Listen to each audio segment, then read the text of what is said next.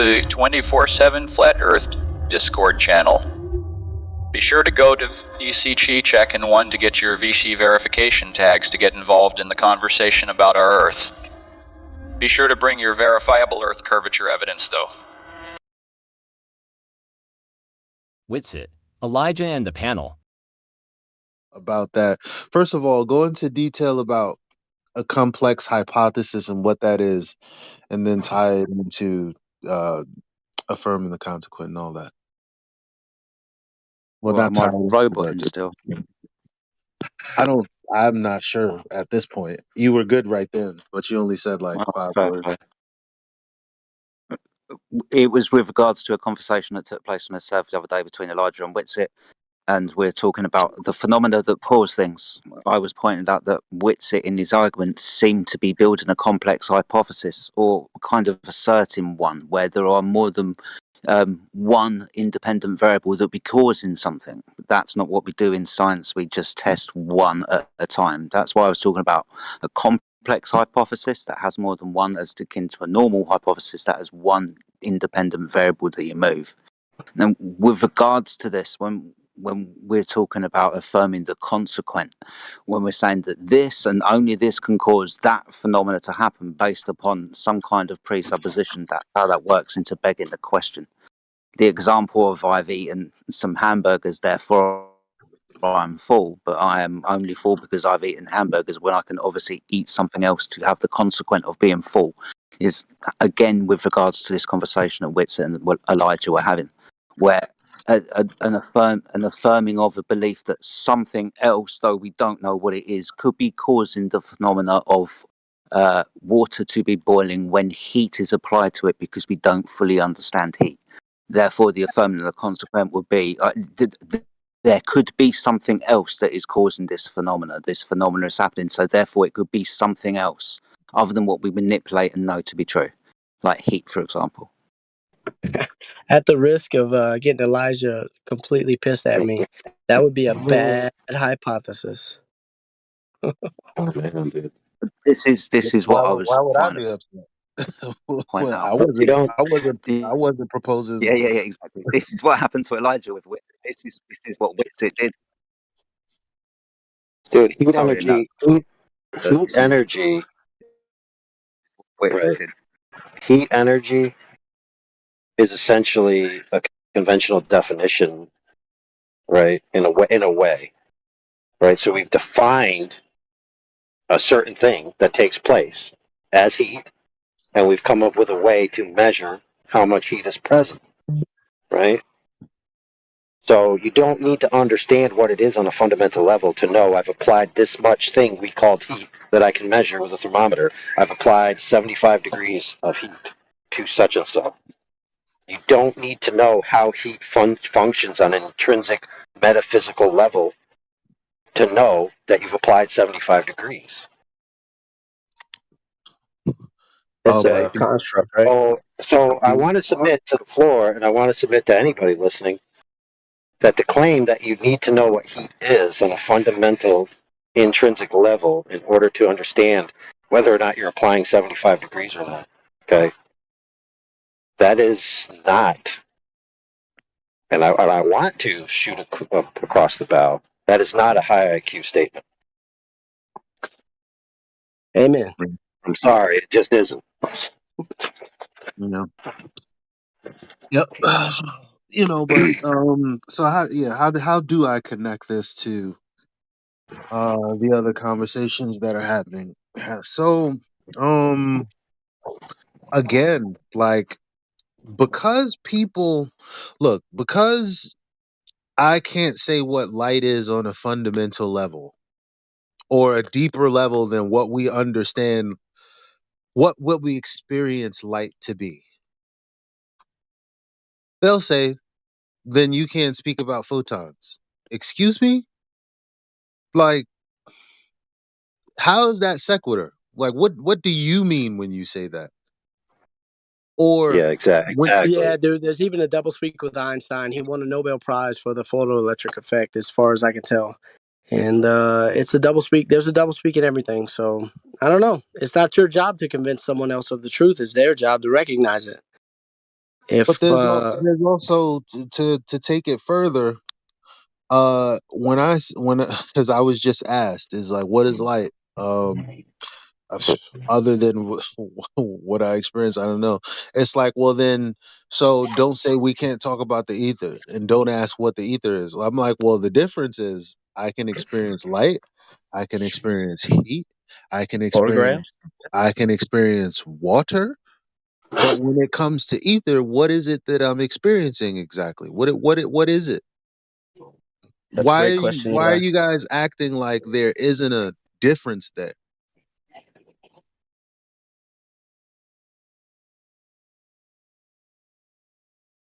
Like, don't get mad at me because I can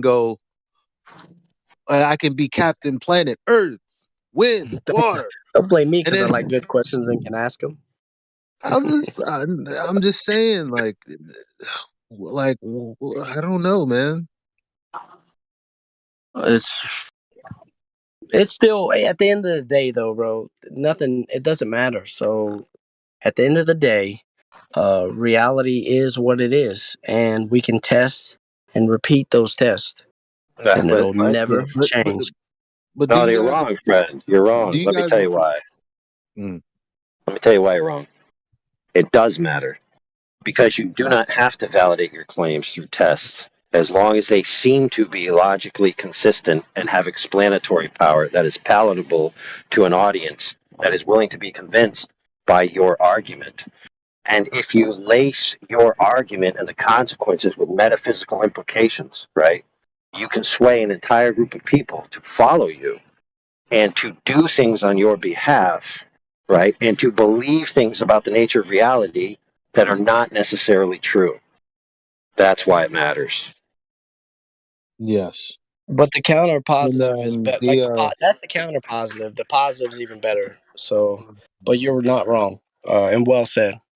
no, this is the thing. It's like nothing is trying to be hitched onto something and presented as this dichotomous relationship.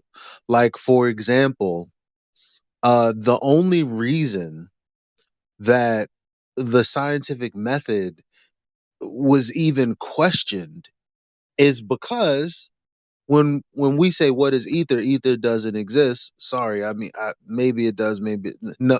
Okay, let's go with ether doesn't exist. People will ask, Experience. what's a photon then? That's isn't that pseudoscience? Well, You it, just show them a photograph. hey Yeah. bro, hey bro. So like the point to really take away from it all that is that it's a false dichotomy because there is no ether to put on the other end of that something that you're experiencing.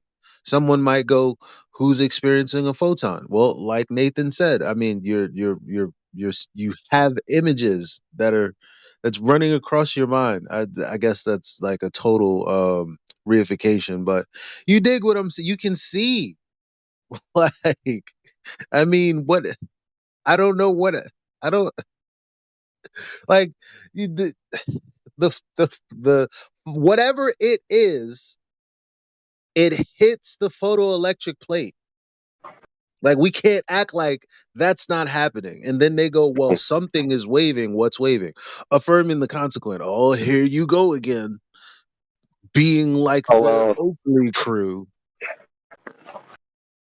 you know where the waving was originally derived from, The Elijah? ocean. No, like Uh, it, sort of. well, I mean, you're talking More about specific than the that. mathematical. No, no, no, no, no, no, no. Now that is part of the discussion nowadays, where people say, okay, there is a mathematical wave function. So you hear the wave function, you hear the word wave, but that's not where the original idea of light being in the form of a wave came from. Okay, what it Mm, came from is an explanation. So there's a real phenomenon, right, where you can create a diffraction pattern by just letting mm, light pass through. a slit, right? Mm-hmm. Or And if you pinhole. pass it through two slits, right, you can just get a big old box and pass light through two slits in the box, and then have an eyepiece where you can look in, right, and you will see what appears to be a prismatic, splayed out color, uh, Yeah, I separated know. I by know thin what you're bands. talking about. Yeah, Hmm. right. So you have two slits, the light's going through, and you get what appears to be an interference pattern. The same type of similarity to what would occur if you used water waves with balls or pressures and bounced them on the water, you'd get waves, right? And waves suffer from what's called constructive or destructive interference. So when an up wave meets an up wave, it gets bigger. When a down wave meets a down wave, it gets bigger. But when an up wave meets a down wave, they cancel each other out in amplitude, and you get a dead zone. So you can create this pattern in water and use waves to describe it. And that has tons of what appears to be explanatory power for what's going on, right? Hmm. And therefore, people accepted it. Hmm.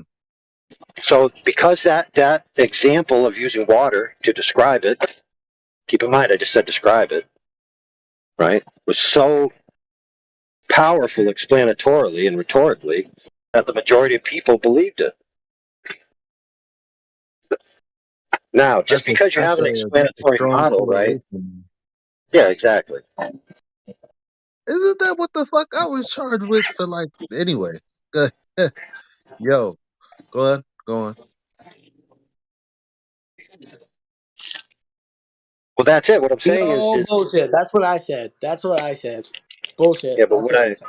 what I mean is that light requiring a medium because it's a wave was derived from the behavior of water, not from the necessary behavior of seeing light as a wave. You just saw a pattern that can be explained by waves, right? It can also be explained in other ways too. But water is just the most practical because it's easy and it makes sense a lot. I'm not gonna lie. I'm trying to affirm the consequent in my brain, except I'm not allowing it to happen. I don't know what I should do.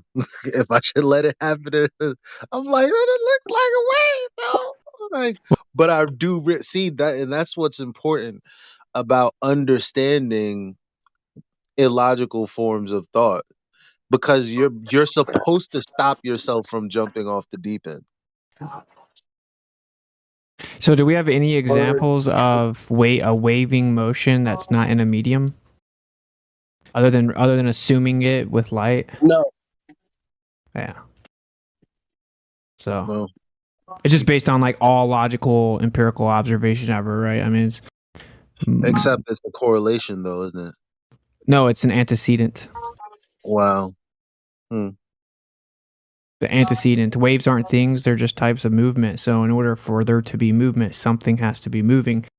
You could say that the photon Except is moving as if it is a wave.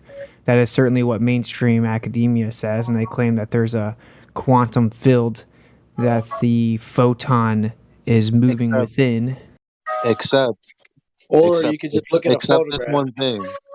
Except this one thing. You're seeing a pattern. You're not seeing moving waves like, for instance, with water. like the water. Yeah, exactly. No, you can actually, there's a test that's been done where they line up parallel electric sensors, and as the light goes through it, it reads on the top and bottom, top and bottom, top and bottom, as there's an actual physical interaction that's waving. So I'll find the paper. All right. What up? Okay, one photon hits one photographic plate. Where's the wave? Wait, what's a photon?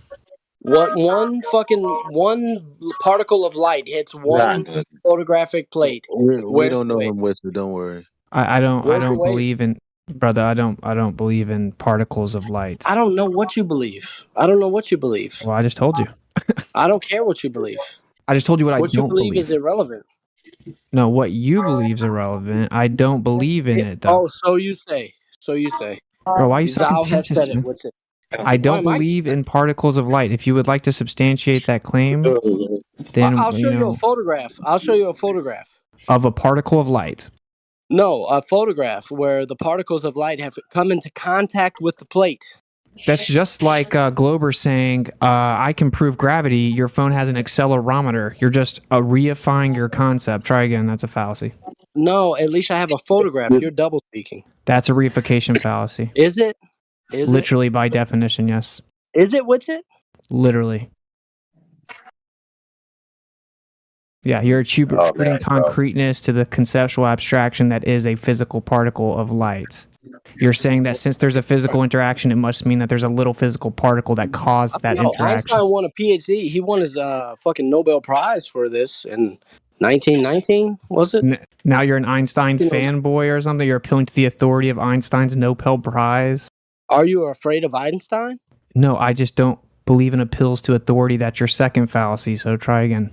No, it was a Nobel Prize. It was photons making contact with a plate. Yeah, it's called the photoelectric effect. Okay. Yeah. Okay. So I'll drop a few papers for you so you can. No, I don't accept the reified interpretation of the photoelectric effect.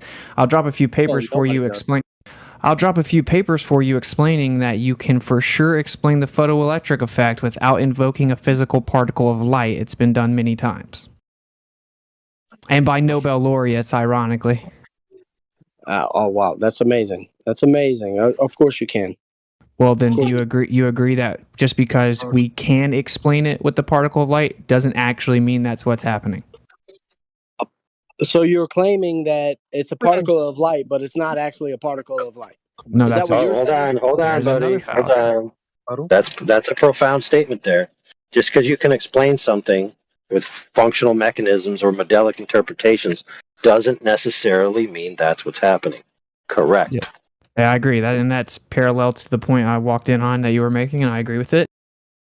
So I don't. But it would be funny to apply some type of double standard here.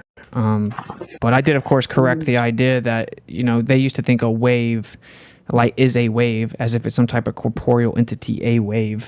But that's just wrong. Waves are just types of movement. So all evidence we have is that in order for there to be movement, something has to be. You're going to deny the medium for a wave. Is that what you're doing? Is that what you're doing? Are you denying the medium of a wave? Are you denying the wave as a medium?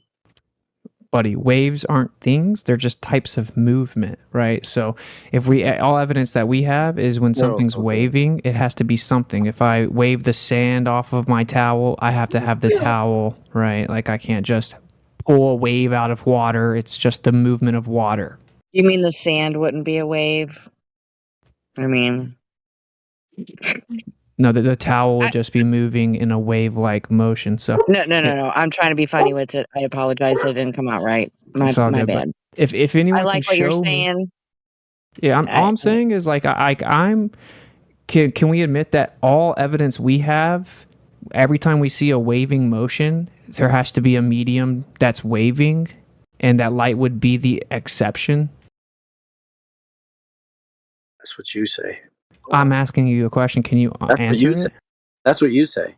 Well, I'm asking, can you offer another... No, I'm fine. No, I'll give you another fucking explanation. I don't know what light is, and I'm okay with that. What's it? That actually was not answering the question. That wasn't another explanation. I don't know what light is. What's it? Do you? Brother, Tell us what it is. I don't claim to know what light is. It's a very confounding phenomena, but I do know that people claiming to have proven it's a physical particle are incorrect, and they are guilty of a reification fallacy. And then when they invoke the photoelectric effect, you actually have to reify three things: the atomic model, the atom, the electron, and the photon. And you have to claim that a physical particle called the photon hit an atom, dislodged an electron, and then the remaining energy from this photon morphed into a photoelectron. So that's a bunch of claims. I don't know about all that. I That's know the definition. I hear what you're saying, and I also hear I know what the academic rhetoric is. However, the only point that I'm trying to hone in on is there is an interaction with the plate. Yeah, from of the light. course. That you I can't agree. have something that's not a thing interact with something in reality. At least that's what I think. But who said light wasn't a thing? Okay. Why do we need little mini light paintballs to make the interaction? That's what That's I don't light. understand what that means when you say that. I understand what you're saying. I'm not. Is it a mini paintball? Who's saying that? You're saying that it's basically little light paintballs that we're shooting at the plate and it hits it and then makes the interaction. I'm not That's saying that. That's a big straw man there. okay. So then you agree that we don't need little physical particles to explain the interaction? Well, it is physical. It's there's a well, there's a physical reaction. Sure. So either it's not physical and it's causing a physical reaction in this reality, or because What this the is what I don't understand. Like, I and just said it's I mean, physical, just Eli. in general, I agree that it's physical. I dispute the particle claim. I don't know what that means. Because if What, a what particle is physical, but I mean, you're saying it's not a paintball. I'm saying it's not a paintball, but what it's a I mean, a particle is a, I guess is a, I don't know what what the the contention is, to be honest. There's a physical interaction on a photographic plate. It gives us a dot pattern.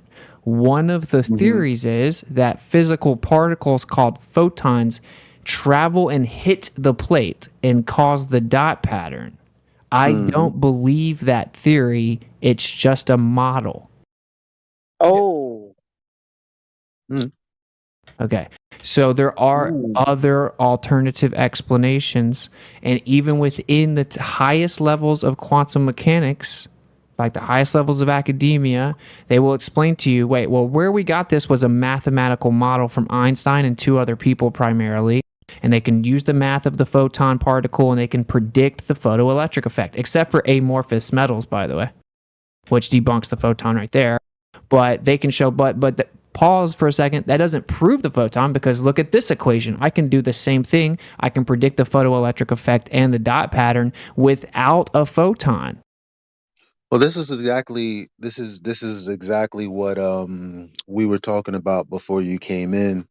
That AI was touching on, like the substrate or the underlying uh metaphysical argument behind this thing that we can't interact with or actually move beyond understanding. And it makes no one person more right or more wrong than the other. I don't know if AI you want to like add to your own point or There's a clarify your paper. own position. There's a paper if anyone wants to read it. By the way. It's by But did you hear Willis what E. Lamb, who won. hear what I said though? The Lamb shift is named after Willis E. Lamb, Nobel laureate from Yale University. There's a Department of Physics okay. paper. You got the paper. Fine. We don't have to hear you read the fucking paper. We got the paper to read. I didn't read the paper. I just read the title. Yeah, I got black fucking lung, bro. I've been in the coal mines of that. Well, okay. Let's Stop, keep stop Oh, it being with the so wave. contentious, dude. Anyway, I told you not to let him. He's been like Just that to super he's toxic. been like that to everybody. Just don't mind it. yeah, bro. I'm I'm confused super where the Anyway, wave toxic. part comes in. Where does the Super wave part toxic. come into no, things? no. Before we don't worry about it. I asked AI a question. Are you here? If not, then whatever. The rest of you guys can ask whatever questions that you have.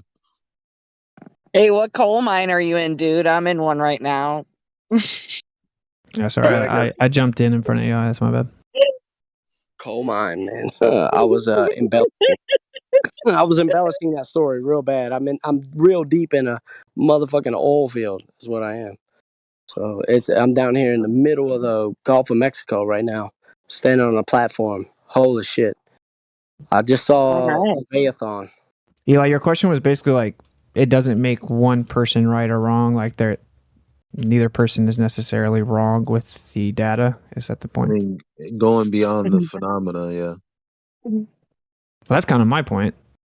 I disagree, though. I No, think it's we can. kind of my point. I just hate when people tell me what I think a particle or a photon, because that's what the fuck's actually been happening for the past I don't know how many months. Because that's been my point. Oh, Just do saying. you believe that light is comprised of physical particles called photons?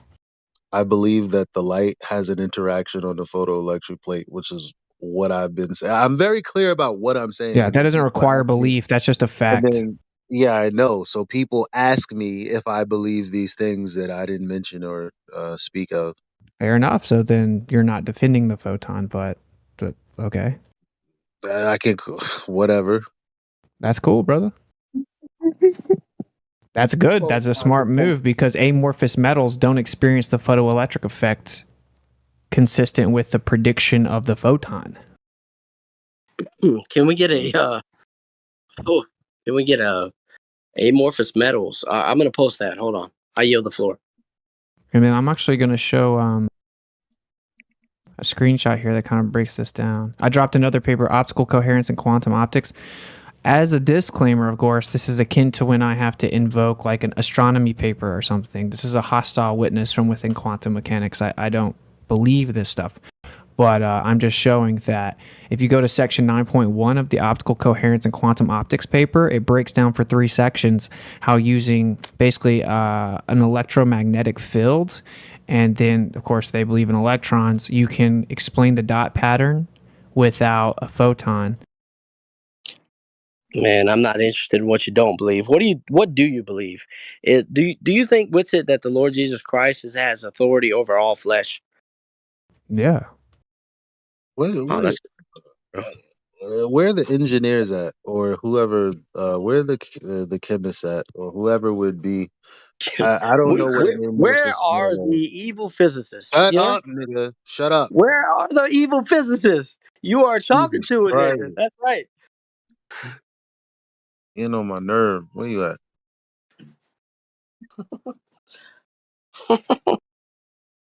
I don't know what an Hey, there's a amorphous song metal for is. that, Eli. I don't know what an amorphous metal is. I ain't gonna lie. I ain't gonna It's cap. one that lacks crystalline structure. It's just about like I the figured that, but like, what metal would that be? Like, what? That's why I asked. Like, I don't know what that is. you're asking, like, for example. Yeah, like, because I know that like a steel bar or a piece of metal is not really one continuous structure. It's like made up of, you know, tinier portions. And so it's like those things have structures, right? Like I'm trying to figure out what metal wouldn't have structure. I'm just trying to figure it out. I don't know. I'm learning right Yeah. now. There's like alloys, like titanium alloys, I think. There are different types of metals that are amorphous, and they're very valuable. We use them in certain types of computers and stuff because they don't have this interaction. We literally use them in engineering because it doesn't experience the same photoelectric I have a effect. question. Yeah. Witsit, I have a question. So, odd, this may be not related, but where are these amorphic metals found in nature? In the Mm, ground. oh Oh, Lord. like various mountains or whatnot? Yeah, I mean, most of them are actually alloys, which means we've put them together, welded them together So that's usually. probably why they don't really respond to that paintball shit, right? Well, but Oh, if it was in fact a what part, physical man? photon, the amorphous metals would still have atoms, which means they would still have to have the photoelectric effect. Hmm. But okay, I don't know as much as you do, so forgive me for saying this, but they've been modified. So how is that a fair comparison with the experiment? Not all of them. Like there are certain naturally discovered versions of nickel, I think, that have amorphous characteristics. Even Yeah, if it's I'm modified, looking. it doesn't matter. Like if they're claiming that we shoot light at a metal plate and then it gives off an electron, which is called the photoelectric effect. If that's true, if I shoot that little paintball at any metal with electrons, But then it should happen, but it doesn't. okay, but Mhm. it's not actually a metal. Maybe I wasn't listening all the way. Didn't you say it was actually an alloy and that's not the same thing? No, alloy is just a combination of metals.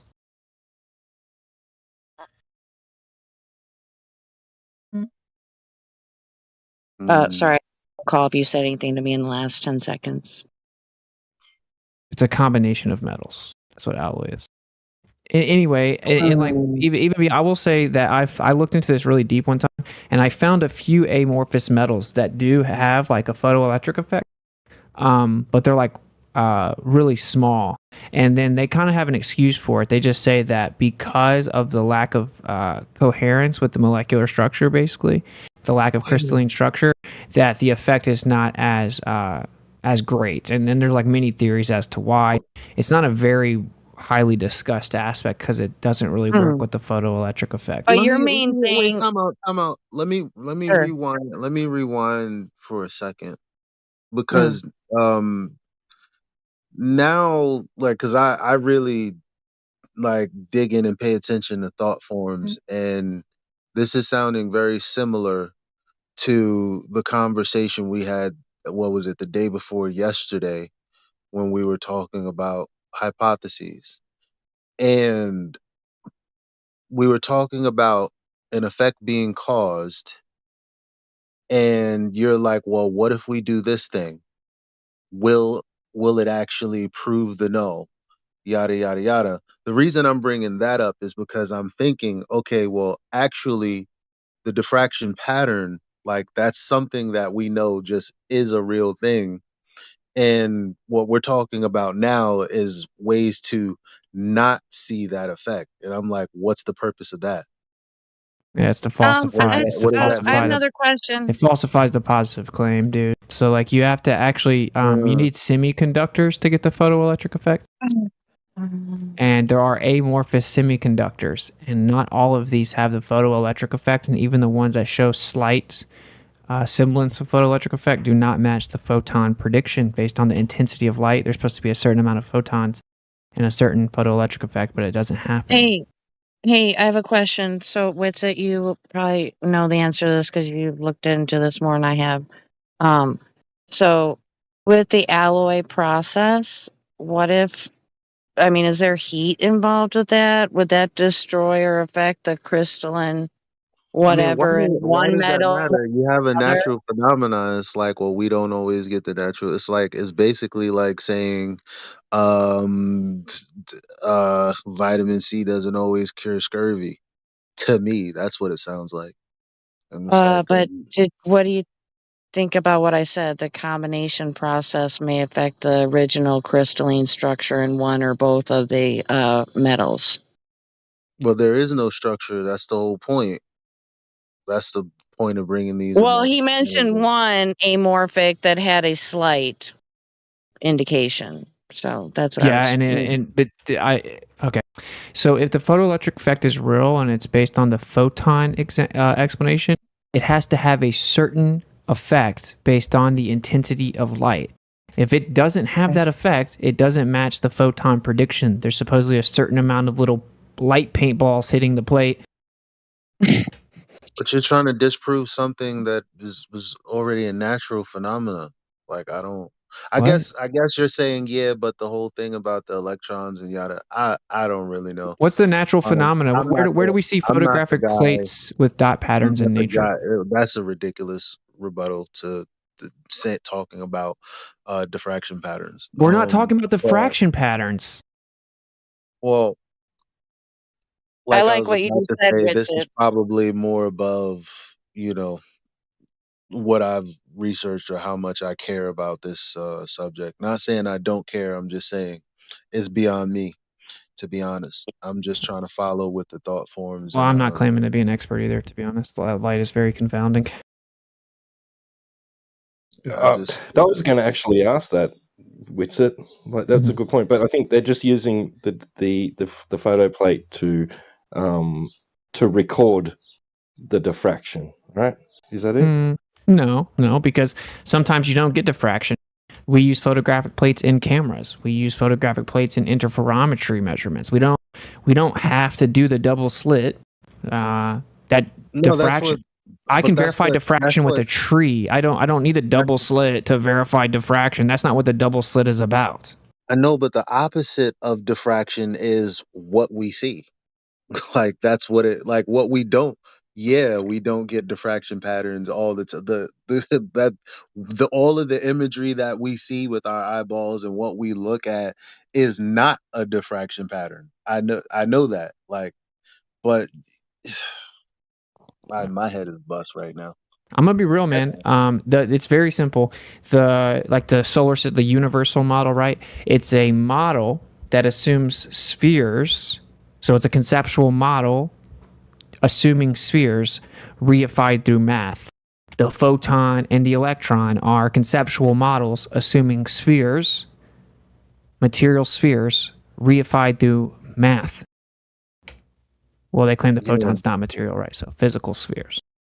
So is that what you were you referring to that when you said what's the natural phenomenon because we can't see photons?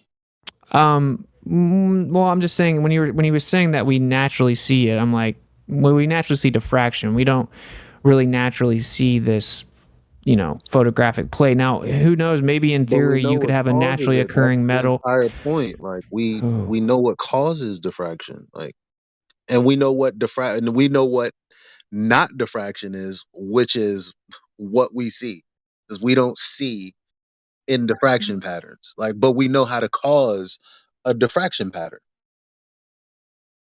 okay. So, there are some semiconductors found in nature, I believe.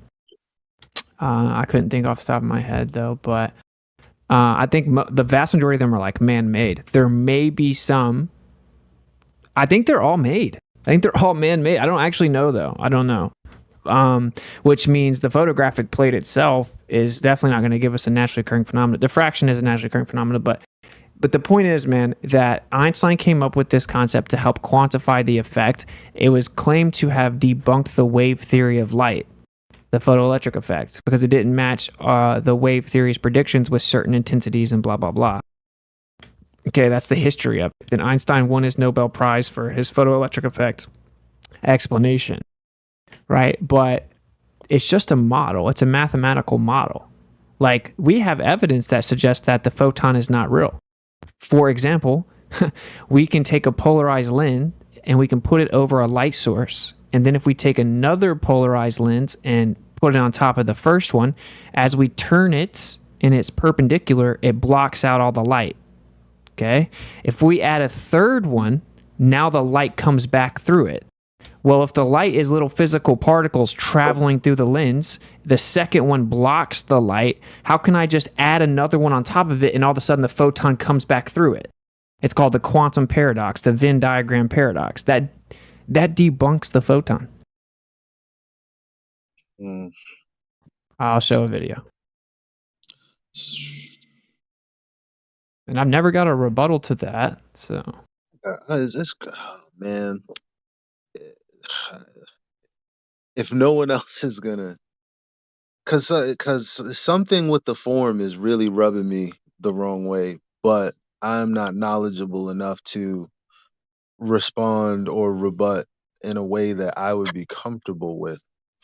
And it's like, damn, am I really gonna have to educate myself on all this bullshit?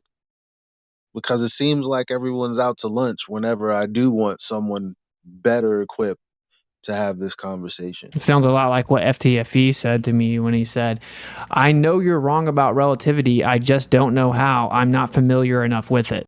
So, like, No, that's not what I'm saying. I already pointed out that there's a problem with the logic. I mean, also, because we have a phenomena observed and we know how to cause that.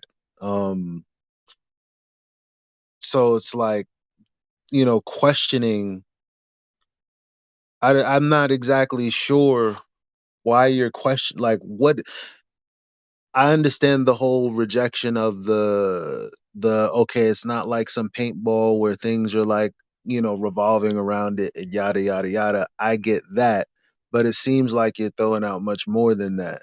Like how? saying that you're like they don't exist as a matter of fact when we, you know, do these other things like when you said that you put the what do you call that? Polarized lenses. The polarized lens. You don't if if photons were real, then you would see like these BBs and blah blah blah blah blah. And I'm like, What? hmm, Just think about what I'm saying. So if say light, we turn on a light, and the idea is that when we turn the light on, like photons travel out of the light, right? So okay, so the photon's going to travel across the room. I'm going to put a lens in front of the light. The photons go right through the lens. If I put another lens on top of that one and turn it to where it's perpendicular to the first one, now it blocks out the light.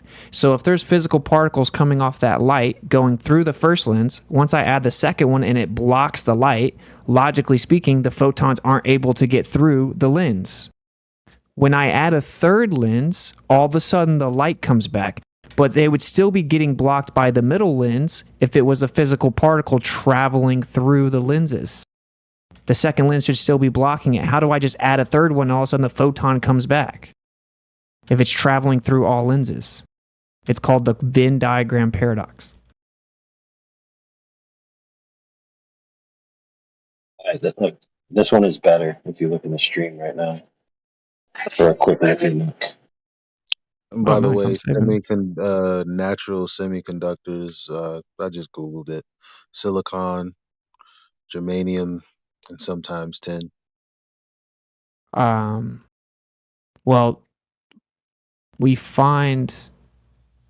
Okay, yeah, maybe. I mean, I'm not sure. Is silicon like a semiconductor in its natural form, or do we make semiconductors from silicon? Well, it says right here, and again, I'm just reading off of libertex.org. Semiconductors are substances that only conduct electricity under certain conditions and include silicon, germanium, and sometimes tin. They are semiconductors that occur naturally and do not require any sort of chemical doping and can often be Nice. recognized by characteristic crystal lattice structures that they form. Yeah, cool. Yeah, I just looked it up too. It says the pure form of silicon has an atomic structure that makes it highly effective as a semiconductor. Hmm. Nice. Look at it, I have a, Silicon Valley. That makes sense, right? Oh I shit. have a question. I have a question. I was listening to this. Is there a physical interaction with that photoelectric plate? Yeah, I don't know. Do you guys both agree that there is an interaction with the photoelectric plate? Yeah, 100%. Yeah. So whenever there is light, like I guess in this controlled environment, right? Whenever there's light produced, there's an interaction with the photoelectric plate. Is that as much as we can say right now? We're all agreeing on. Yeah. Okay, so the thing that you guys are saying that it's not true is the actual photon, which is what's actually causing the interaction. Which on one side you're saying that it is, the other one's saying how can it be? It's Well, not. yeah. I just see Right? other evidence. Yeah, pretty much. Okay, so if we're splitting it off that way, then what would give the argument lend it credence to, so that the one side can say yes, it is that interaction that's taking place. That's called, because on the one hand something is happening, right? Like, and I think that's what Eli is talking about. Like, we have an interaction, but you on the other hand is saying it's not a physical particle smacking that plate. Mhm. But what we're saying is that something's smacking that plate.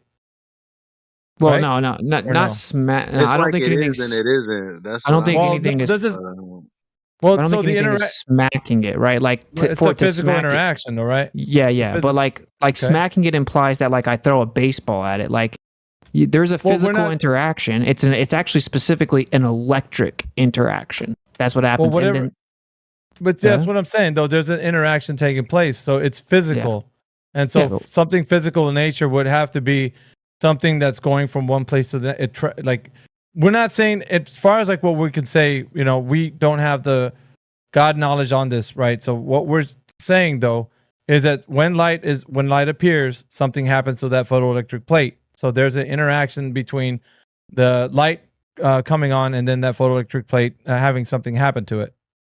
Source and target. Right or no? Are we?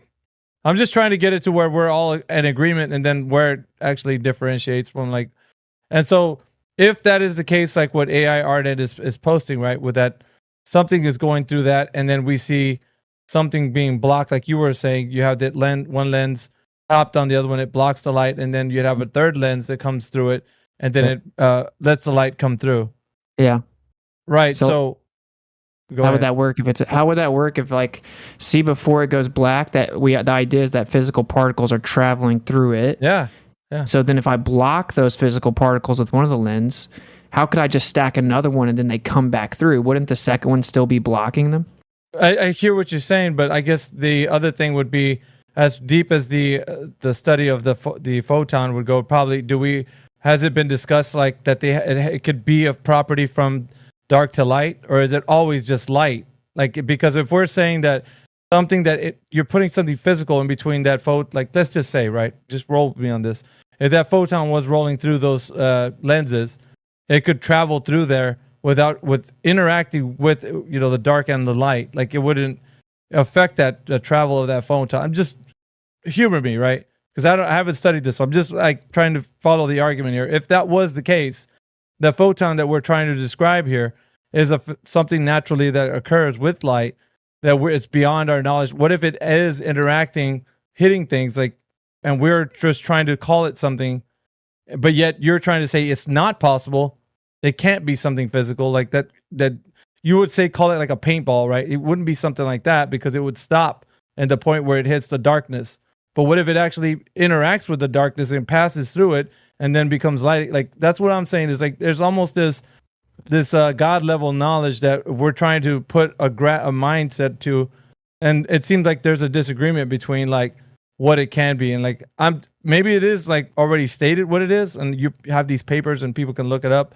But then again, But it's that's like, what I'm saying. Like, Why don't you that's guys what I'm keep the saying. same We get- energy, though? we We're get to making the point where- unfalsifiable pseudoscientific No, it's like claims. this. So where's that It's energy not at? a false dichotomy, bro. It's not a dichotomy where why don't you keep the same? Like, this is what I'm not understanding. What we're all in agreement is that there is an interaction, but then at the same time, you're like, well, it's not an interaction in the way that we would, just naturally speaking would mean. It's not like it's smacking it. It's not like it's physical. It's not like it's traveling. That, like, this yeah, is what you're saying, but at the Yeah, because same I gave time. specific evidence for why it can't be, and none of you have responded. Other than, oh, it must be God level No, understanding. I don't have to respond. The bottom line is there is a phenomena. Like, yeah. that's the thing. And you're saying, well, It's just because like I can't. ballers, dude. No, you're saying because we can't respond to this question, it's not a physical reaction, but it is a physical reaction. So No, you're I didn't double say it wasn't speaking, a physical you're calling me a interaction. Why do you baller. keep strawmanning me, dude? I've corrected the strawman 5 times, and you're No, I'm gonna say saying it you're saying again it's a and physical again and interaction, but you're trying to describe it as not a physical interaction, is what I'm saying. No. I'm saying there's no evidence that a little physical particle travels and hits it, other That's than a basically conceptual. what the fuck I just said. Other You're, than a you're conceptual. saying there's an Holy shit. interaction, but you're trying to explain it as it can't be what we would describe as a physical interaction in every other instance. That's Why did what I you're say? saying. Why did I say it can't be? Why did I say it can't be? Doesn't matter why you said it See, can't be. that's You're what Glovers saying would it say. can't be. No, you're saying you're not saying what you're saying, and now you're justifying it with what you said that I'm not repeating. Yeah, nice specificity. So I said the entire That time was that it's very a. specific. No, it was what you said, what Yes, you it was didn't very say, what you specific. said. I can repeat it again for you if you like. Okay. So you're saying that there is an interaction, but you're trying to explain that in the way that we would think is an interaction, like something smacking something else, it's not exactly that. And then you gave it a reason as to why, and you're asking me to repeat that, which would mean it's not the thing that What? we would say is an interaction, although it's an interaction. Okay. So, for one, we can just look at the double slit, and we know that we do occasionally have an interference pattern, and that's why they say there's a wave particle duality. And then a bunch of people say, "Oh, the wave's just math." No, the pattern's Who's they? physical, dude. It's So not a wave particle duality. That's just what pseudoscientists said. that's what I just said. I literally just said that. I said they say that, but then there are And I people said, who who's they? That's all I'm saying. Who's they? And the that's what- mainstream academia. And then there are people that will say, no, the wave is just math. Okay, well, actually, the interference pattern is a real life thing that's physical. The photons don't just go straight to the plate and hit them. and it forms like it's a wave pattern. But that's not even the point. My point is that we have evidence that suggests that the assumption that light is comprised of physical particles traveling from point A to point B is incorrect. I just presented the evidence. It's a well-known problem. That's why it's called a paradox. Okay? So just to ignore it isn't going to progress the conversation to say, oh, well, now you're trying to get into godlike level. No, what? No, you made a positive claim. If someone's making a positive claim that it's a physical particle traveling from point to point, I'm challenging that claim. And if Can it's I not ask a physical, question, please? if it's not physical particle, if it's not photons, if it's not wave, what it is? Okay. Now, falsification is independent of replacement, right? But I can answer, and then everyone gets really triggered, and then they. Right, But so okay, you know to answer what is not, but you don't know what it is. Is that the answer? I have a speculation as to what it is. I know that people don't like it, but I think that light is already there. I think that we have visible light, which is less than 1% of the light spectrum. I think in the darkest room in the world, there's still light there. I think that a certain vibration causes it to be visible or illuminate where we can see it. Our eyes are engineered by the primary mover to perceive a certain vibration. We call that visible light. People conflate light and visible light. So what is it? Well, I think it's what's already there being excited or disturbed or perturbed, a perturbation. It's just like a disturbance of the light that's already there. It becomes visible. And it has a certain rate in which that happens. And that's based on the magnetic field and the electric field, which is where we got the quote unquote speed of light in the first place. So what we would generally accept as a light source, you would explain as more like a catalyst. Yeah, like the rock you threw in the pond. Oh, snappy. So, the analogs that we have in nature, like water and waves, which is often made as an analog where the claim is the water's already at the other end and then the waves. The problem is that the waves take time to reach one end to the other. It's not instantaneous. Yeah, that's So true. the only objects that we know of in principle that can transmit energy are solid pole or rope, whether push or pull or torsion, right? Sure. Right. So we don't have any analog for this, right, to use, right? So that being said, since we're using the quantum Venn to critique, let's just call them small little balls of light, how would your view solve the quantum Venn paradox? Yeah.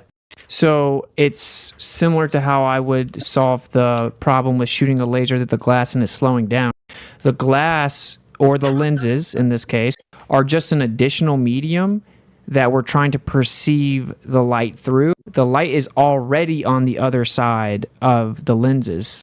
So when we add those certain electromagnetically polarized lenses, based on the angle of the oscillating fields, right, it prevents us from seeing that excited vibration. Once you put the other medium there, now it realigns those fields to where it's visible again. You can see the vibration again. It's not the light's already on the other side of the lens. It never gets physically blocked. Just like if I shoot light like a laser through glass, it doesn't slow down 30% and speed back up or just look like that because it takes a longer path or anything. It's just that the glass is an additional medium that alters how we perceive it. Does that make sense? Like, I think the light was already on the other side of the lens. Yeah, you need to model that graphically, so you can use a graphical tool. That would help you to communicate what you're trying to say. However, hold on, you sucker.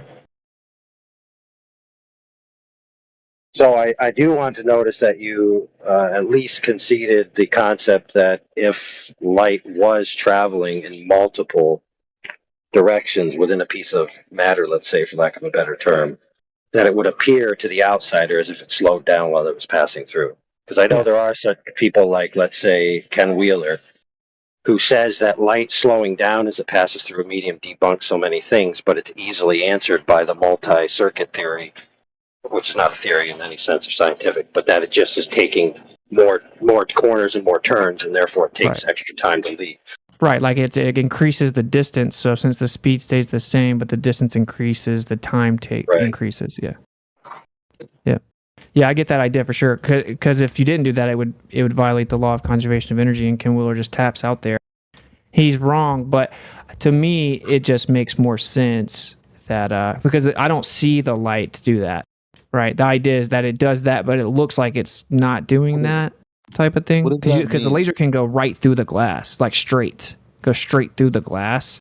So the idea that it's taking all these different detours through the glass, I mean, it fixes the problem conceptually, but I don't buy it personally.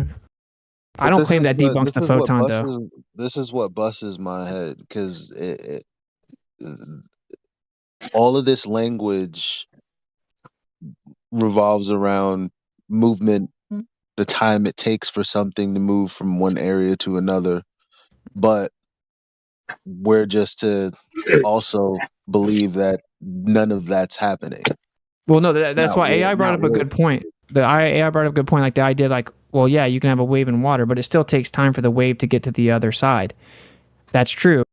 The movement takes time, right? The movement takes time to move through that medium, but the water itself was already at the other side. So there is a time variable. There is what people would call like a delay, or for the movement, but the That's water what I'm itself's already wondering. there. That's a fundamental difference.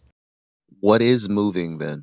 The whatever the medium is, because I've never seen waving without a medium.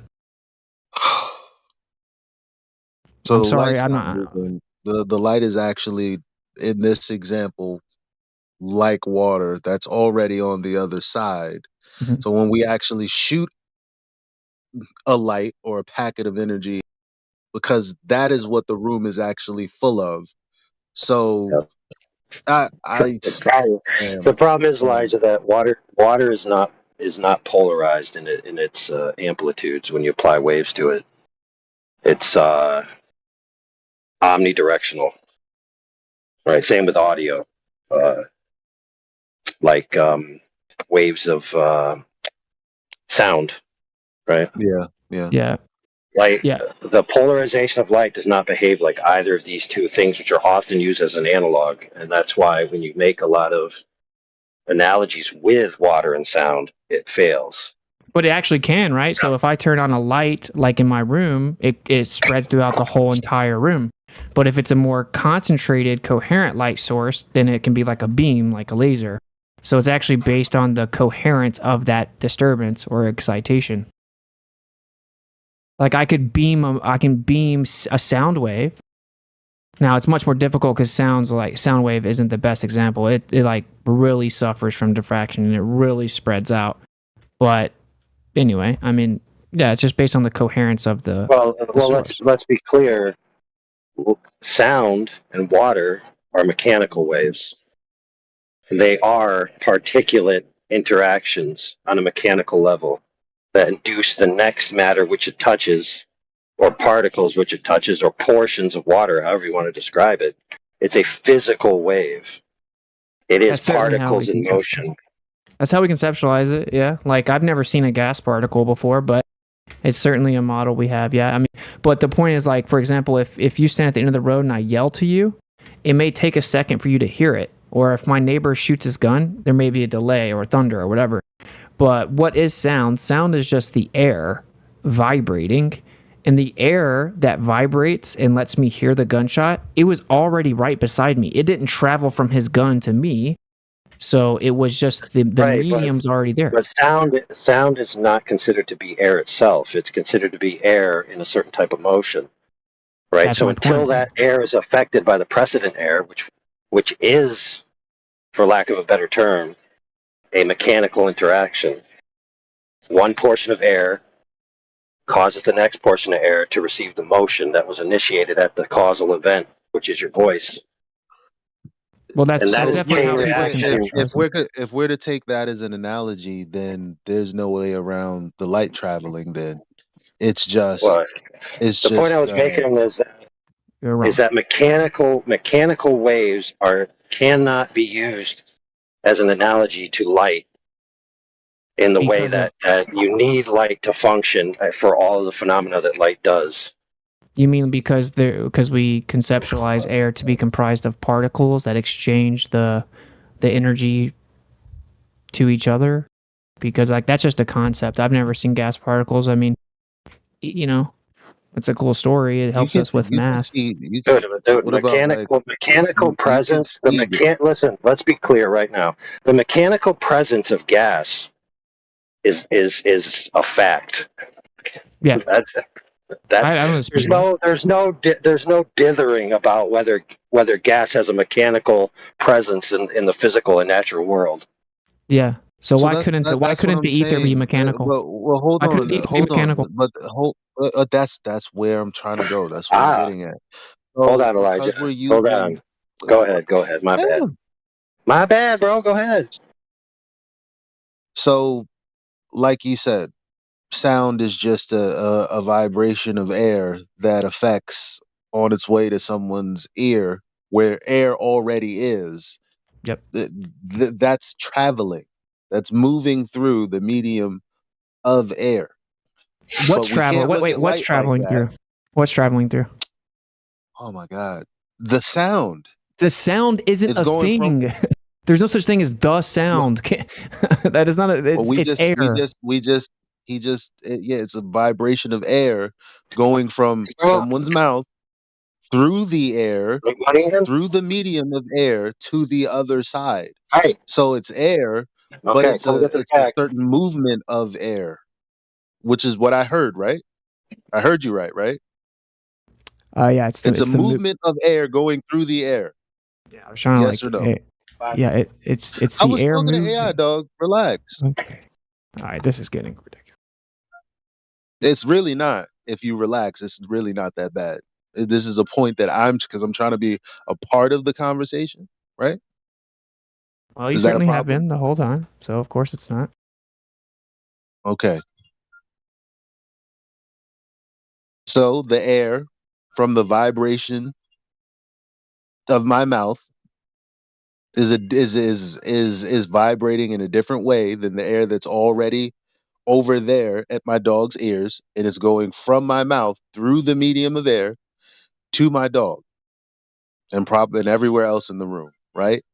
But from what I heard, we can't use that as an analogy for what the light's doing, and that's where I'm at. That's where I'm not understanding what's going on because you have the light, let's just say, like the air is everywhere, and then there's an excitation of energy, which would be light, again, like the laser, but it's not going from point A to point B like the sound is.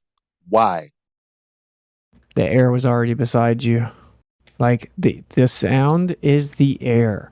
So yes, there is movement, okay, but the movement is of the medium that's already there. The air itself did not go from the gun to me. It was already beside me.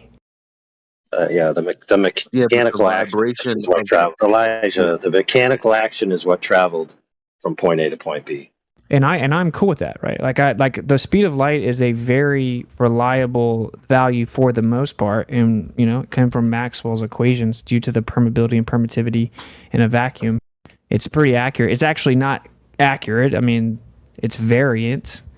It's actually not a constant like they claim, but and whatever. Good. It's accurate enough to do targeting. I can tell you that for certain.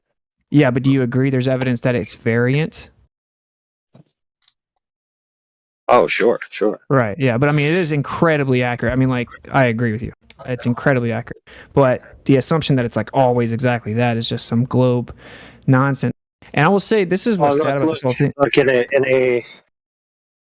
the idea that light is a constant is a convention based on the premise that you need a constant to make any type of reference system to motion in a relativistic system Boom. coherent in any way. You need You nailed it. something to base something off of. Right, you nailed it. Like that's basically their absolute reference frame, but they don't call it that because they don't have an absolute. Of course, we do. Like the Earth is absolute and stuff, but like this is also where the wave theory of light really got its like stamp of approval was where we got C, because the way that we got the speed of light was Maxwell used the permeability of magnetism, the magnetic field, and the permittivity of the electric field in a vacuum, and he used these values to get a quote unquote speed, and then the speed of light seemed to match that, right? What people thought was the speed of light. So they're like, oh, well, this verifies that it's a wave because there's an oscillating magnetic field, there's an oscillating electric field, and if you take these two fields, you can predict the speed of light. And that's where we got the speed of light, and that's why everyone was like, oh, well, it has to be a wave. We use two waving patterns to get the value, and look, it matches what we see. Now, I don't even agree with that. But I don't think waves are things. I don't think that the speed of light is constant, etc. I disagree with the archaic wave theory of light. I just also disagree with like the photonic approach. That Yeah, being I know that said, kind of so sounds like, let's throw out a that's couple of nice. alternate options. So there's conduit theory, there's rope hypothesis, there's idealism. The list goes on how many ideas there are. So the conduit concept is that, so if you have I just got to say these real quick because I have to leave. But so on a TV, you can see a nice image when you're far away, but when you get up close, it's all squares, and you can actually trace your finger around the independent space between the lighted squares. So the conduit concept is that reality has a functional matrix of smallest space modules, for lack of a better term, of which certain events can occur, and they have spaces around them in which things can pass. And so this explains things like fraction, other types of things. But I mean, I can't go into it deep because I got to get in here and tutor my son. But No, you're so good. that's Yeah, before one. you get it, before you The leave, I other want to say, one, oh, good. the rope hypothesis that's by rational science, Bill Gaty.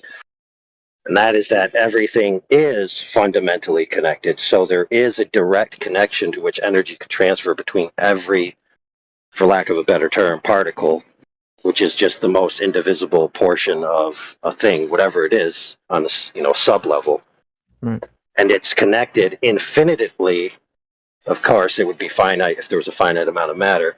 But let's just call it infinitely because if you take one particle floating in free space and you say it's connected by this tether to every other particle, which he uses to explain all kinds of phenomena like gravity, also electrical magnetic transference, fields, how they're able to affect matter at a distance, for example, magnetics, all kinds of things. Mm-hmm. Yeah, I would be more akin to that, void of the particles, right? I do want to say before you leave, like earlier on the show, you like he said, hey, give him a few minutes to speak, and then they kind of interrupted me, and you jumped in, and you were like, this is Nathan's show, and he said 2 minutes minimum or whatever, and I like in the heat of the moment misinterpreted. I thought you were like justifying them interrupting me, and I was like, thanks for showing your true colors, but then I realized like, no, you were actually like helping me out, so that's my bad, bro. Well, I mean, those guys piss me off sometimes. I didn't hear you thank me yet, but thanks. Thanks for trying to clear the floor too. Yeah, I do appreciate it. Well, look. Now I'm There being needs to jealous. Now I'm be. being a girl. My bad. Well, no, I was Look, just I'm apologizing not because I kidding. wanted Though. him. Yeah, you should, and that's great. That's what everyone should do. We all should do an assessment on ourselves with how much we've been an asshat in the past week, and go around and apologize to everyone, even if it's only diplomatic. Yeah, because you were actually trying to have my back, and I was just like, I misinterpreted. So let's see into. Yeah, my number one nemesis in that regard is man, what's that guy's name? He must not be that important. What is his name? The Answers in Genesis guy. What's his name?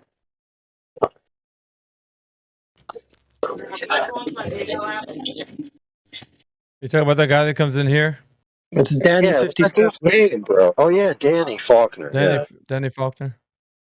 Yeah, writes articles about how flat earthers are essentially disingenuous, liars, and then just expects like people to take him seriously without issuing an apology.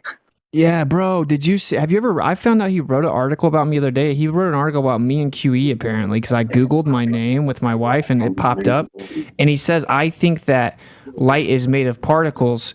QE thinks it's made of waves, and we're so stupid we don't know that modern science knows that it's both. And I'm like, wow, you got that so backwards and not even correct. And then I called him out and I'm like, yo, retract that article. That's a lie. It's like you're just slandering us both. And he just ignored me. So what a goober. Well, he comes in here often, and he doesn't say much, and he knows that when AI is in here, he's going to want his apology. I gotta go, bro. I'm busted. Ouch! You better get on, man. Later, bro.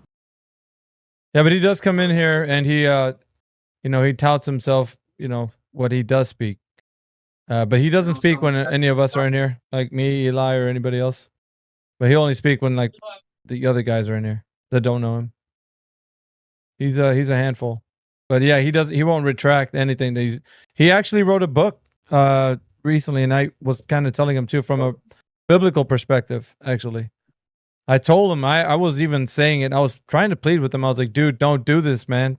Like the implications of like saying it from the biblical standpoint, you're gonna reap like the worst thing possible by doing that. You're gonna make so many people like that already like asleep. You're gonna just, I don't know, just spreading your lies about the Earth being a globe. Like he didn't care.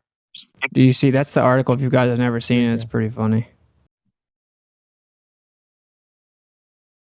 Yeah, there's the. I don't know if I just said that. If you heard me, but yeah, it's hilarious. He literally talks about like QE and I, and what we think about light, and he just like says it so wrong. It's so ridiculous. Somebody ought to fact check that guy. Well, he won't speak. When he comes in here, I tell him to unmute. He just sits there, and then he'll leave after a while, but he won't unmute. He's a PhD, right? Yeah, he is. Yeah, I wanted to try to get him to debate me on my show, but he's scared. We can tell him when he comes in here. I don't know how good that will be though, but nah, he's scared. He's scared. No, he's not going to debate, dude. That's one of the articles he wrote. He says, "I won't debate flat earthers because they are liars, disingenuous, etc., etc." That's another article he wrote. As he's sitting here lying in an article.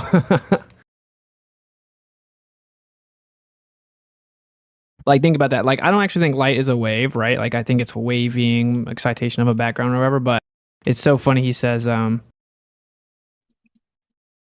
he actually, okay, did he change it? No, he couldn't edit it. It would have said it, right? So yeah, here it does. It says quantum argues that light is a particle, while Austin Witsit thinks that light is a wave. Neither Austin nor John seems to be aware of the synthesis of these two ideas into the modern understanding of the nature of light that happened a century ago. Both Austin and John apparently have read many popular accounts of quantum mechanics, so they should have encountered this concept. As I said in the conclusion of my previous blog, Austin and John have selectively chosen quotes from authoritative sources in typical flat earther fashion, ignoring the many quotes from the same sources that contradict what they choose to believe. These two men have many fans within the flat earth movement, so their misguided conclusions have influenced many other flat earthers. And he just goes on and on. Yeah. Pretty funny. Anyway, we're both in the same article. So a lot of people say that light can't be a particle and a wave simultaneously because of identity violations. However, the simplest answer for that, regardless of any other parsing, would just be that light is a compound phenomenon. It's two things rather than one thing. Yeah. I mean, I think it's one thing with many characteristics, and we'll probably never fully understand it.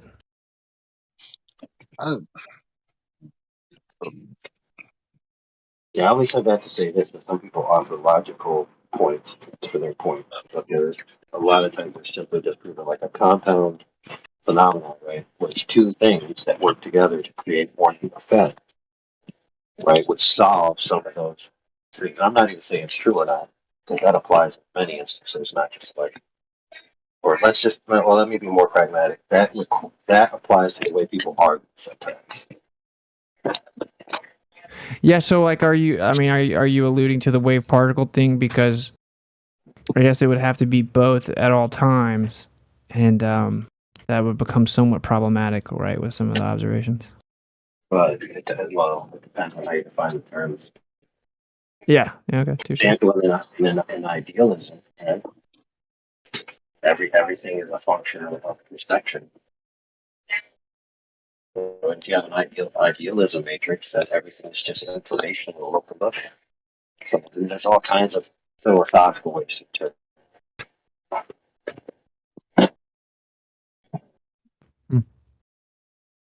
Oh, which by the way, modern physics is heading towards idealism, just so everybody's aware. If you're not aware of that yet, I'll fill you in at another time.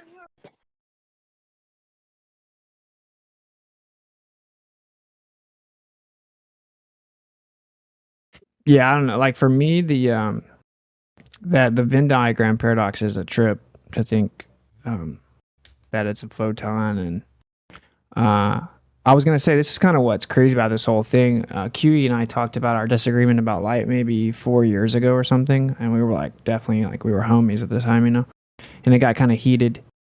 But he came back to me the next day and he was like, I was thinking about what you said, and I think you may be right. I think light may be instant. I'm not even trying to talk about him or whatever, but as in like start some drama. What I'm saying is let's think about that logically. Like if light is a photon, that it can't be traveling from point to point if it's instant, right? So only one framework allows for instantaneity. Now, of course, it can be disputed if it's instant or not, but yeah, and I think the variance of it also is much more conducive with my type of understanding of it, like the fact that it varies. Not that physical travel can't vary, of course, but yeah, I don't know. I'm pretty staunchly opposed to the idea that the light is a photon, but the phenomena is real. Like what people call the photon is a real phenomena. But from my understanding, it's actually where the electric field and the oscillating magnetic field intersect. It's just that place of intersection. And, we pinpoint that and say, oh, well, that's a photon. I think it's more of like a little pulse that takes place as they intersect. So it's like a process or an event. It's not like a corporeal or physical entity. So standing up opposed to this understanding that it's a photon, you would then make the sure claim that it's definitely not a photon 100%. Like it's not. Like we cannot never say it's never going to be looked at as a photon. So you just throw that out. It's never that.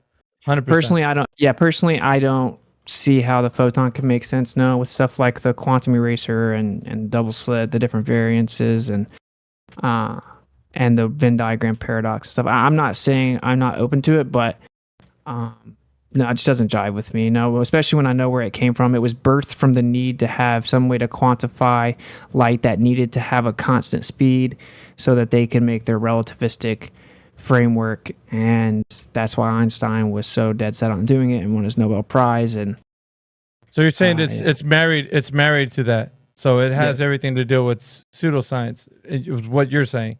Yeah, that's what I think. Yeah. But going on record to say that it is not 100% a photon. I could not say that I'm 100% that it's not a photon. No, I would just say I'm pretty damn close to that. I'm open to being wrong. Okay. I just my main point is like when people are claiming that it's been like proven that it's a photon and it can't even be disputed or challenged, I'm like, whoa, that's far from the truth, right? Like that is not the case. That's a conceptual model used to quantify assuming constancy for Einstein. I just don't buy it. Okay.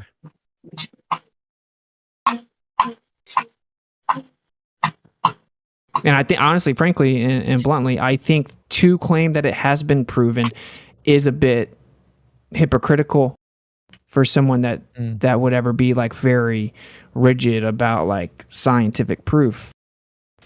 Same goes for the electron. In fact, to even claim that you prove the photon and bring up the photoelectric effect, you have to also reify the electron.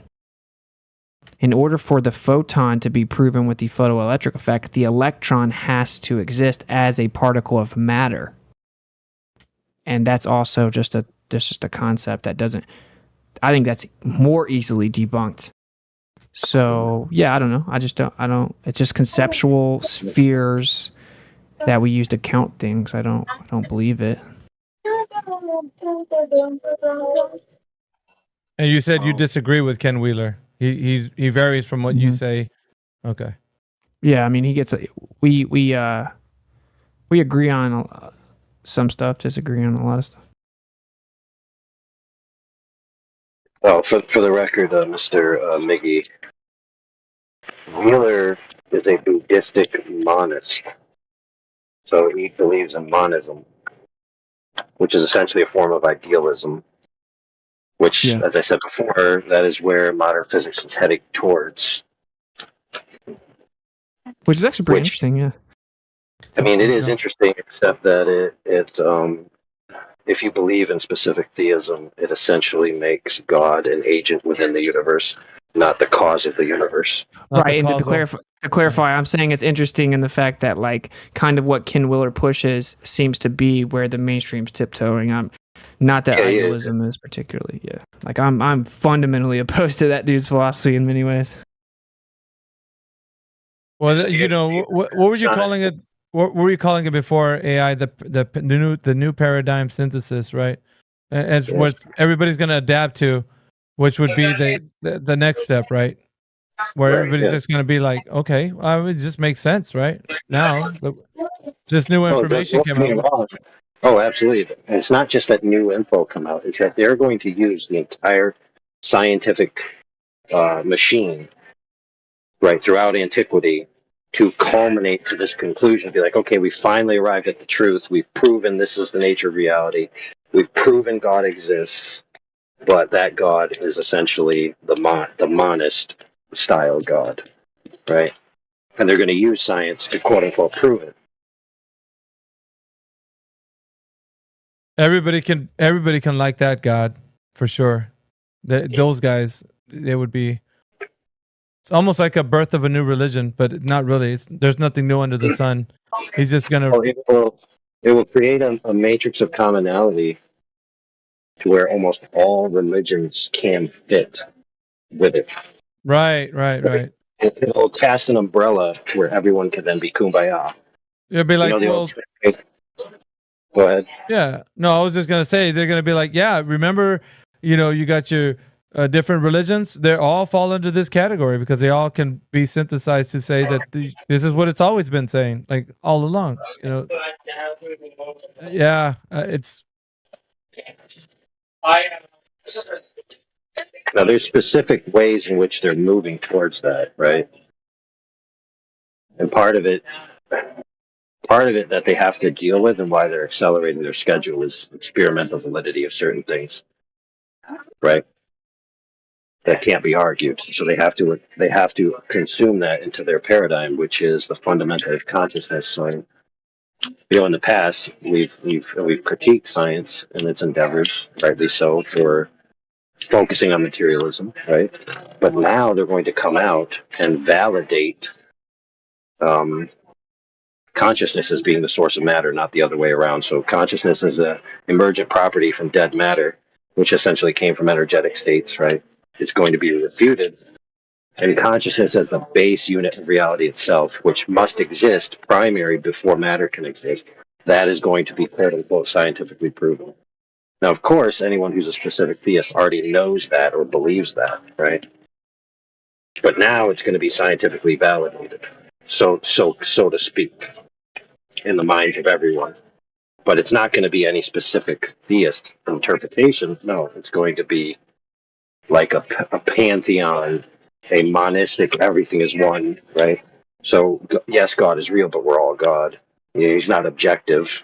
We don't have to answer to him because there is no him. It's us. We are all the pen, the flower, the stars. We're all God in one big giant entity. An intellectual lazy way out.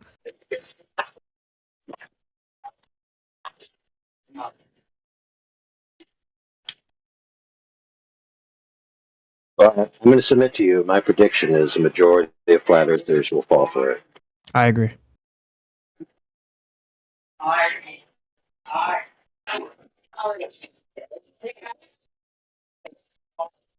But they have to, right? I mean, certainly the scriptures are right. I mean, I'm also in agreement.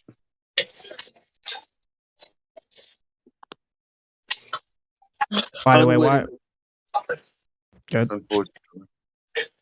My bad. While I'm on my apology tour here, apologies for getting worked up yesterday morning. Stop doing it. I told you we're enemies, but I respect. I won't disrespect you, so just don't do it. But you know where I stand. Hey, buddy, you're not gonna stop my apology. Whatever. I did already actually kind of apologize to you, but yeah, I'm sorry to you for getting really worked up. I think that I think we both were a bit out of pocket, but I'm just I gonna, don't believe you, and that's why I don't want you to do it because this will make me cry more than what you did yesterday. So just stop because I don't believe you. So I so I'm sorry for getting really upset. I kind of explained I don't want to put too much of a personal aspect on this in the public, but I was sent clips of a bunch of people talking about me in here, and then I got like kind of worked up about it. I'm pretty good about not doing that, but it's like when someone's like my brother, like my homie, I get like triggered about it. I mean, that's pretty gay. I shouldn't have, but so I came in here almost like looking for some type of confrontation, like in retrospect. So yeah, I apologize for like kind of getting real worked up or like being all aggressive and being like disrespectful, you know, like you got dunked on and blah blah blah. You could never debate me and all this stuff. Like, um, I much more would appreciate if you took the clip that I was involved in and justify if I lied in any way. That's what I would appreciate. I don't remember the specific time I said something about lying. Well, jury's out, you know, where you say you're not sure if they said certain things, but maybe you don't know that. So if I called you a liar and it was unfounded, then I No, apologize for I'm that. not saying you're calling me a liar, but to come in here and be mad at something that I said, feelings are irrelevant. Either I was right about what I said or I was wrong. If you came in here mad about me being right about something, I'd be pissed about that. But if I was wrong and I wronged you and I was speaking ill of you while you weren't around and I was wrong, I want you to expose me. That's what I want. Yeah, I will say this: like with the actual intellectual disagreement that we had ourselves, we didn't even ironically get into this much today at the show. But to be fair, I couldn't really get into much. You know, he guided the whole thing, but I'm still kind of like jury's out for me on the how to sparse that out. Like, can we ever be 100% sure that we proved a null? Well, yes, relative to whatever amount we varied the IV or whatever. Like we can say, yeah, we proved the null, but it's always going to have the caveat of we proved the null when we vary the IV this much. There could still be a cause and effect relationship there, and we didn't vary or manipulate it properly or enough or whatever. So I'm still kind of there. That's still what I think. I don't really fully agree with the idea that you can like definitively prove a null without introducing like a quantitative specificity. But What you just said was exactly what we've all spoken about yesterday. So it is the position of at least Nathan. well, that's good. The Yeah, I only mean, like, reason I'm speaking on that is because obviously Nathan and Jaron in this whole conversation. yeah.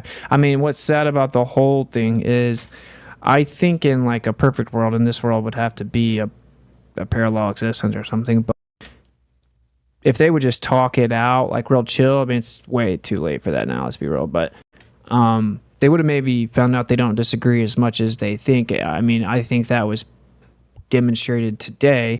Now, I know a lot of people are kind of viewing it like, no, well, what's it? You have a different stance than Jaron, and I do in some ways. But when I talk to Jaren in private, I mean, that's kind of his whole point, is just like the fallibility of man is a different story than like the idealized empirical method of science. And he's right, and seemingly even Oakley agrees, right? So, with that being said, I don't know that it'll ever truly be smoothed out, but I did go there today with good faith intentions. And I will also keep my word. I already messaged Jaren. He probably messaged me back where I said, I don't agree with certain things you say. And I will also say this, and I think most people know this. Jaren and FED and myself and stuff aren't the same. Like, we are like highly precise and meticulous and tedious about how we formulate our arguments, and we've crafted statements with very specific structure, and that's not really how he's just kind of talking, bro. Like, Jaren's just kind of like spitballing, and he's much more loose with the words, and that goes for Dave as well. So that's a big part of this whole thing. Yeah, one of Jaren's biggest blunders when he accused the biblical God of being responsible for all the evil in the world, and then said, "My God wouldn't be responsible for it." And I said, "Wait a minute! If all the evil in the world exists, and you're claiming your God, now it's your turn to justify why your God isn't dealing with all the evil in the world." Yeah, that's a valid point. I think the part that he has, we've had really deep conversations actually about stuff like that. But I think more so now, his opinion would be like the specific claimed acts of the biblical God. He doesn't think that God would do. But Oh man, I forgot about him. Thanks. We just backed up. No problem. But yeah, like if he phrased it like, oh well, bad things happen in the world, then yeah, that's a catch-22. But I mean, all I'm saying is like, there's a difference in someone that's like, I don't know, I'll use this word, like specializes in debate in a way, and someone who doesn't. Right. And like Dave goes to shows with the idea of, well, we're going to have a relaxed, open-minded conversation, not like we're going to have a real intricate by the books debate. And basically FED is like, well, you have to say things the right way, very particularly. And I agree with that. But at the same time, I think everyone has their own lane. I think, Jaren just likes to kind of chill. He doesn't like to get real like into debating. Dave's the same way. And that's a huge part of this, right? Because they don't realize the ramifications of loosely using words when it comes to like specific critique from like, say, people that debate a lot, My prediction on both of them is that they're headed towards the synthesis paradigm, and they're going to eat it up. Maybe. I can certainly see why you would say that. I won't divulge too much personal information, but like I felt led to be on that show and see if I can maybe prevent that. Well, so you watched Level, the documentary, Level 2, right? Yeah. Yeah, those are just dripping, soaking wet with New Age propaganda. Would you agree or disagree? Yeah, I would agree. I didn't watch like the second one with like any real attention, but I know Sean and everyone in it. So yeah, yeah, of course, absolutely. I mean, you got like Santos Bonacci and yeah, of course. Yeah. But at the same time, I mean, for me, it's like, what's the best way to go about that? I think the way I was led, and I can only speak for myself, it's to kind of be there for people, show that you're like, that you have integrity behind the scenes, and that you're always there for them, and then you're there to answer their questions, or you're consistent with kind of your convictions and stuff, where maybe, it'll hit them at some point. I think that, say, if Jaren came out tomorrow and he was like, this is really hard for me, but I have to admit, I think I may have been wrong this whole time when I was bashing the scriptures, and I've kind of had the revelation that it may actually be the truth, that would be so impactful for the kingdom, you know what I'm saying? So I guess I view it like that. It's not in my hands, but I feel like I'm supposed to like be there. You feel me? I mean, there's certainly an argument against that maybe I shouldn't be, but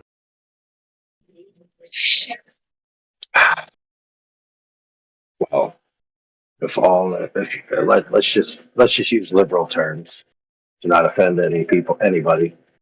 But if you have the truth and you stay in your house all day and share it with no one, then you don't have the truth. Lie to yourself. yeah, that's kind of how I view it. Like same thing with like I would never like when he asked me to be in the level, it was like a no brainer. I'm like, yeah, of course. You know, like would it be better to have when I first got on Glowbusters, I was the only one that specifically believed in the Bible. Taboo had just left. So like would it be better to have someone that believes in the scriptures on the panel or have no one? Because Glowbusters isn't going to just go away. And same with the movie, same with anything, you know. Yeah, you know, Yeshua walked amongst the people.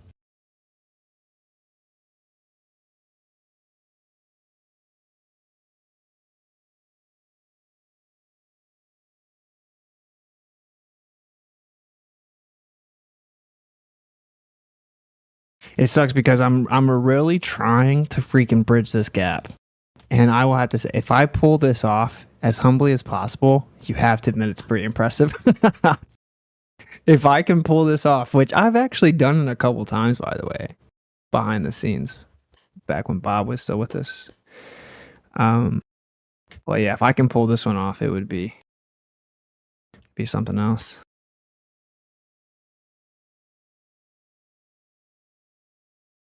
You guys think I can do it?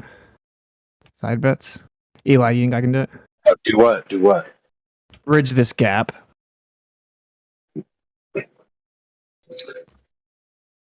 Oh, everyone knows how you bridge gaps is quantum tunneling. Bam!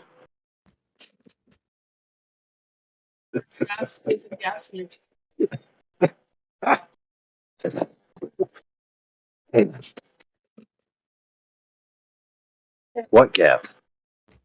Just the schism in, you know, even the intellectual disagreement. I'm trying to bridge the gap. I think that people agree more than they realize. So that would be the first step to maybe bridging the divisive aspect of it, with the personality aspect. I don't know if I'll be able to do it, but that is my intention. But I can't put too much energy into it. Like I have a lot of other stuff going on, and I'm about to move my family, and I'm about to do a whole bunch of stuff. But I'm gonna try to put a little energy towards it and see if I can do it. But you know, we'll see. Well, it sounds like the boss is even training. I got a question. Mm. So and I was talking about this with Ether about how just like in natural phenomenon, when you have a big group of people, and the bigger the movement gets, or the bigger for example, a server gets, there are natural schisms. And is it I just got here, but it's already happened a couple times, right? Just natural schisms, just people doing their own thing or stuff like that. When you say you want to bridge the gap of the schism, is that even possible? Not entirely. No, I mean it's an inevitable aspect of any type of community, but yeah, I mean like when say there's like big names in the community that have this like personal online beef, but in reality they kind of agree and they're talking past each other. That's a scenario where they should sit at the table, and even beyond that, I promote intellectual schisms. I think we should have different opinions and not be a cult of thought. That's what we broke out of. So I promote that aspect of it, but it's like it's just like the really toxic, like because I think we're focusing all our energy in house when in reality, we just got to kind of get the word out. I agree. Yeah. And no, yeah, and we're all humans. Everybody's humans, and everyone has also human problems coming into this stuff. We all have egos. We all have emotions. Like, it's only natural. And that's why I think, like, just in general, the thing that all of us can all fall back on is the fact that you know Earth is flat.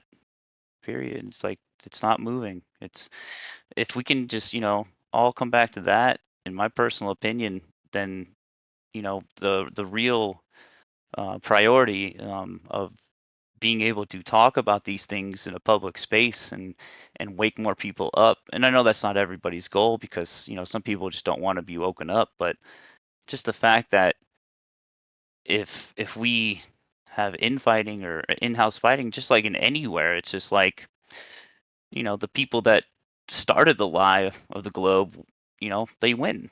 If we keep splitting up over and over throughout the years, just, and I get it, and I know no one knows me, and I'm new and shit like that, but I got to this conclusion myself through people speaking their minds and asking questions, and I feel like no matter what, that should be the fundamentals that we can all fall back on, is like, never stop asking questions. No one is too high up to not touch with this kind of subject, and it's, as long as that same viewpoint remains the same, and then I think we're gonna be all right. My Yeah, personal like if opinion. I agree with you. I actually was sent a clip and I listened back a conversation in here. I guess it was from last night, and I actually wasn't sent the clip. I was told about it and watched it, but um, you were talking and you were saying a similar thing, and it wasn't particularly received, but um, I agree with the sentiment. I think that what we have to avoid is any type of like leader type of mentality, like we have a leader or a group of leaders or anything like that. That's very Right. culty. I think we have to avoid becoming stagnant. And I think that we should promote intellectual disagreement and respectful debate, because that's kind of how we win. I mean, the reality is we reset and we don't really know a lot now, and yeah, we kind of got to work together to figure it out, as well as if we're just putting all our energy into going back and forth with one another, then our energy's misdirected, so Exactly. yeah, I agree with the sentiment for sure. I think that disagreement is inevitable, and I actually think it's a good thing. The bad things would be any type of gatekeeping or dictation of thought, or Appeal to authority. yeah, or even within this community, any leader type mentality, any type of like hierarchy. Um, yeah, like I think that's where we will mess up if we adopt that mentality, because that's how we messed up in the first place. The authority of the system or whatever telling us what we have to believe, and everyone had to believe the same thing.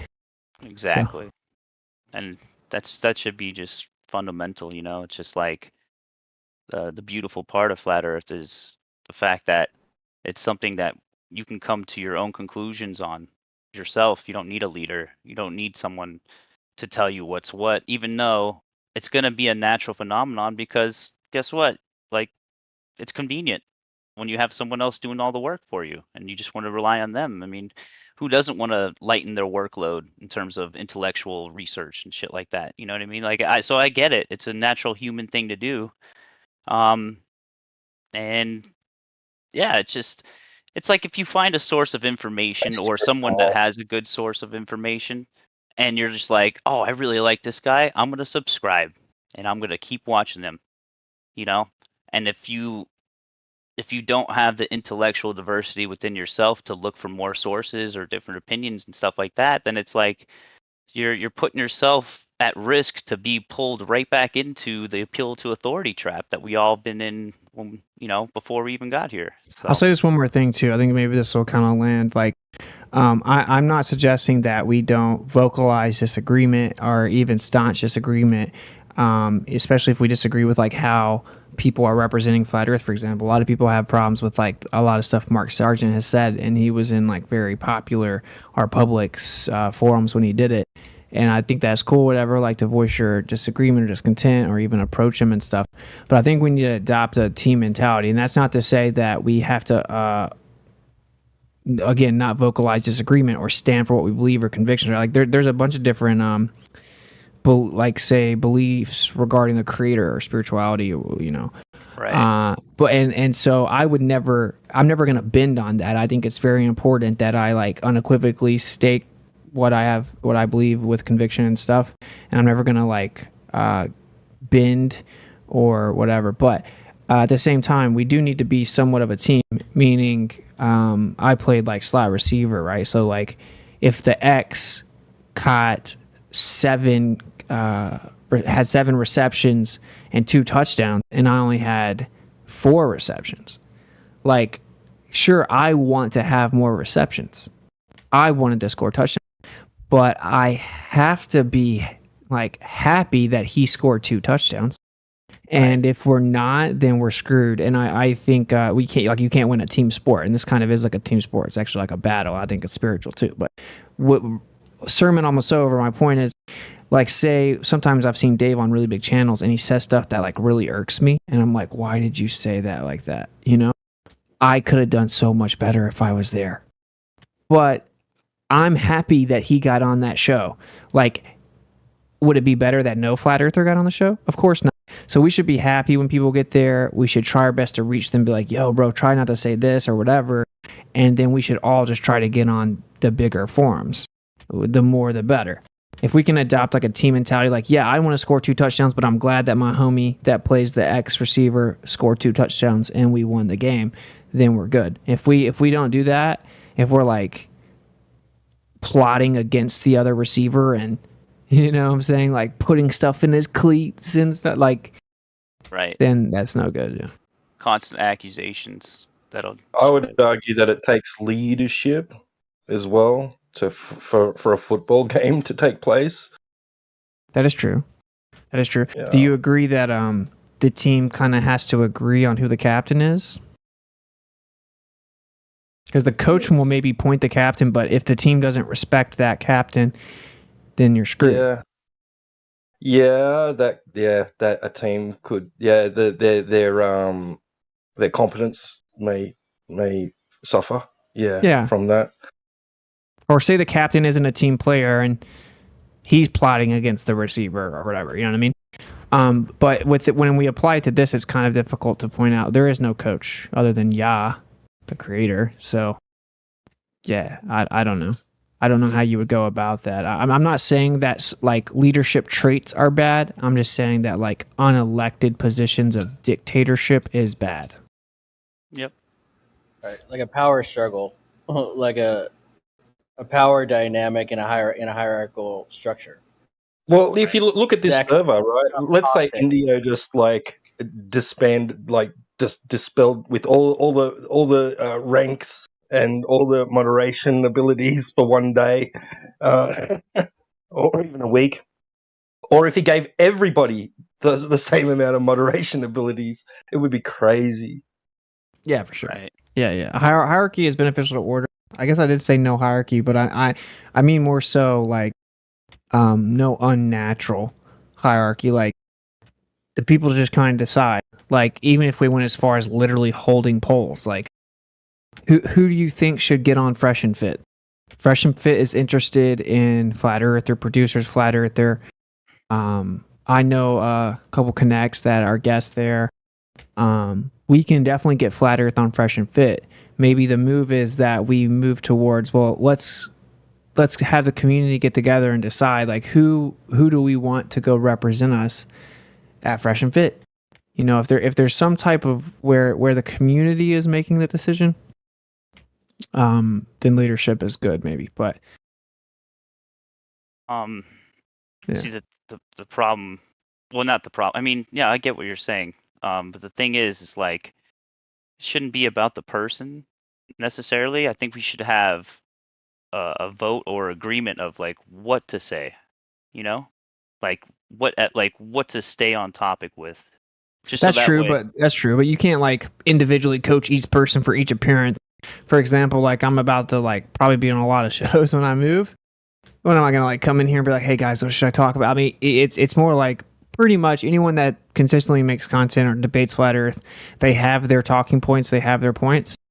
And if you kind of be like, oh well, I don't really want him on there because he's gonna really push this like disproportionate dome model. I don't want him to do that, or this person's really gonna push that he knows the ice wall exists. I don't want him to do that or whatever. You know what I mean? I think we're kind of to the point now where it's like, who conveys the message in such a way that you're content with them representing flat Earth to the world, and we should add as many people to that team as possible. We should like say I talk to John Zerka, then get on Fresh and Fit. We should try to get another flat earther on Fresh and Fit after that. All right, I think that's the move. More of a team mentality. Like, wait, like let's have all the receivers catch a touchdown. You know what I'm saying? I'm just saying like it's just the mentality thing. Like I don't. Yeah. I get that. I think we're lacking in that department. I'm just gonna say it bluntly. Like we clearly are. Like we don't have much camaraderie in that sense. Can I ask a question though? Because Yeah. you said Fresh and Fit and a couple other shows and stuff. Are these shows flat Earth shows, or are they? No. They're totally, they're their own thing, right? They have different topics on stuff. Okay, so, again, not picking favoritism or anything like that, but I've never even heard of Mayhem's 3 points until I got in here, and I've been researching flat Earth stuff from, Eric Dubay was my main source before I got in here for a long time, and I never even like heard of those 3 points so structured before, Yeah. And not to say that it's been overused or like you guys tried it or whatever, because I don't really know, but would that be a good starting point about like the kind of things to talk about on those shows? Yeah, absolutely. But yeah, like because what that is the 3 primary claims of the globe model.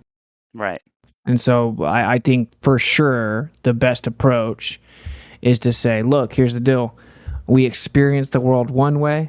We were told that it's another way and that our senses are deceiving us and that really it's like the opposite of what we observe and experience. So we need evidence that verifies that. And here are the 3 claims, the primary claims, and we don't have, absolutely. That should be like the first part of any new audience is kind of breaking down the logic of the globe actually has the burden of proof, because everyone instinctively wants to ask you a million bazillion questions about flat Earth. And if you say, I don't know once, somehow the globe becomes real. That's what I think that would be so powerful. Just my personal opinion, just because it's like, it is such a powerful thing. Sorry, go ahead. I was saying shows like Fresh and Fit, they're gonna direct things in a way they're gonna go off the rails, right and left, and you need to be able to handle that. And I think Dave does a pretty good job at that, like off the cuff, kind of like taking it back, going with the flow.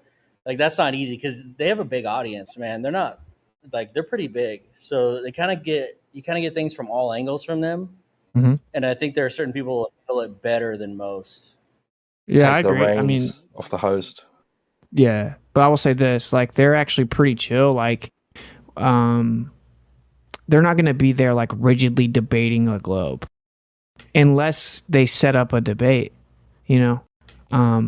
Yeah, like Dave. I think Dave does good. I know people disagree, but I think Dave is good for people that are new to it. I've met like literally hundreds and hundreds of people that said Dave Weiss will come up to Flat Earth, but I don't know if he will resonate the most with like that younger audience, but maybe I think he does good. That. I think it's not the right audience. Yeah. Like I will say, I may actually ask them to set up a debate because they host debates sometimes. So like Nick Fuentes debated Destiny about like the JQ about Zionism. So maybe they'll do that. You know, I think it'd be cooler actually to have like just a chill, open-minded conversation where the host and the co-host kind of just ask questions. But yeah, anyway, a few of the mods did come from Session Fit, did come in here, and some of the guys gave them Dave's email, and then he actually came on the live chat. Dave was on the live chat, so they tried to tee up him going on to Fresh and Fit.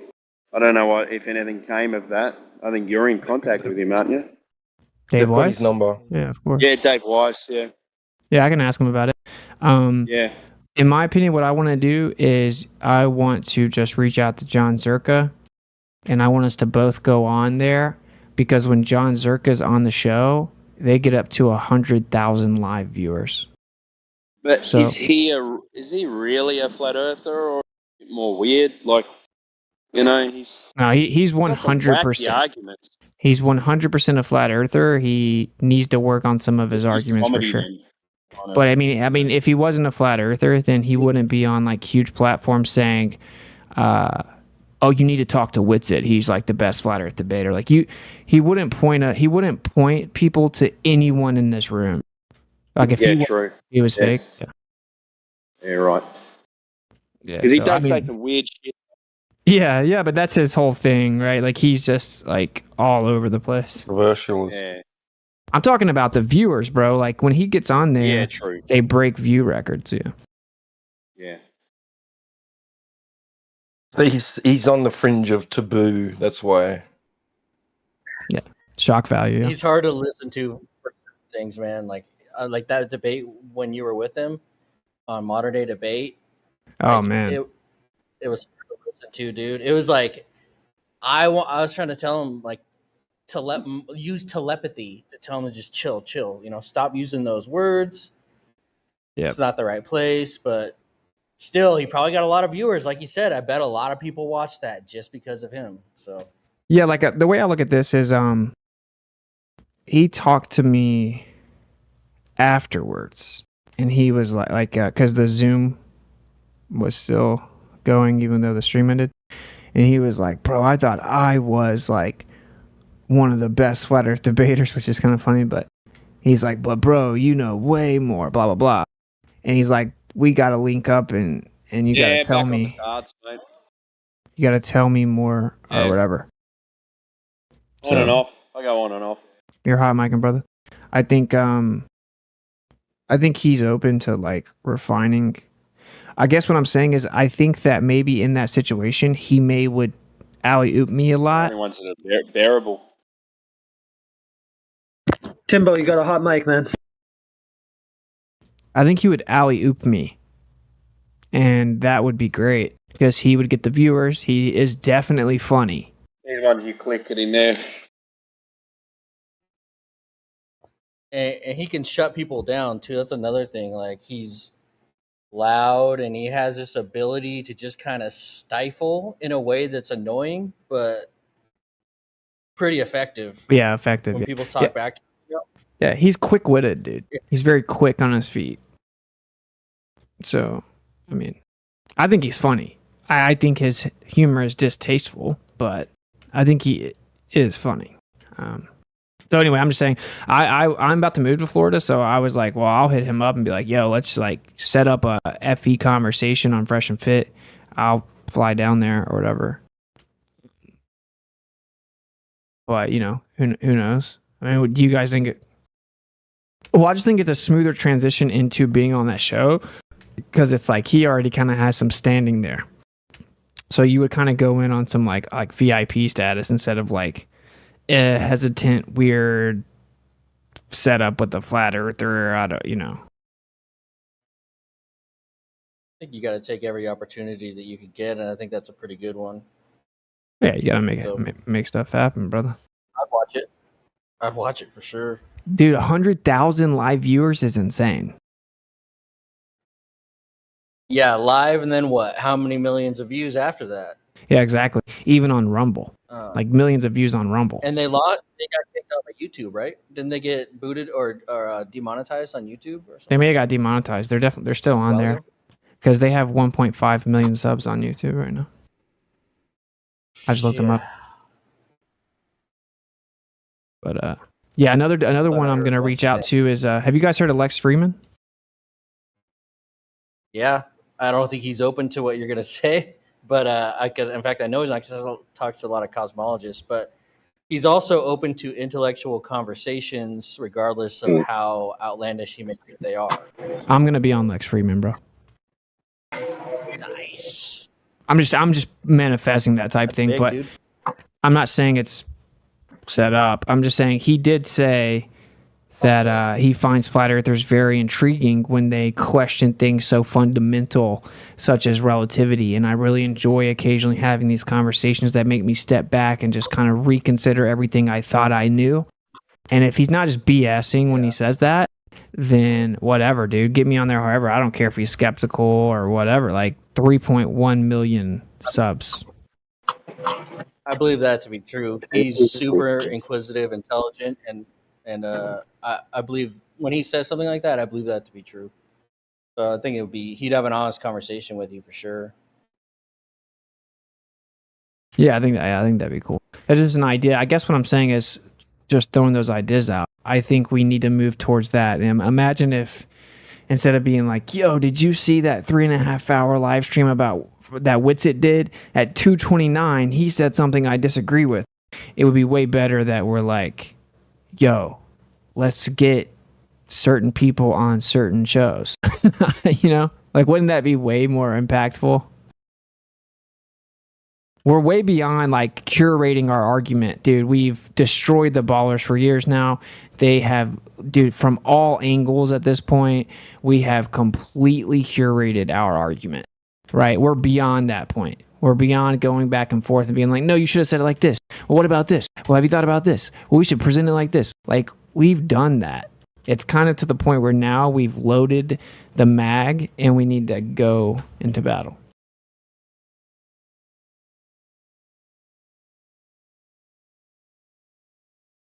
I mean, what about Eddie Bravo? He's got a big following. Are there any opportunities through him?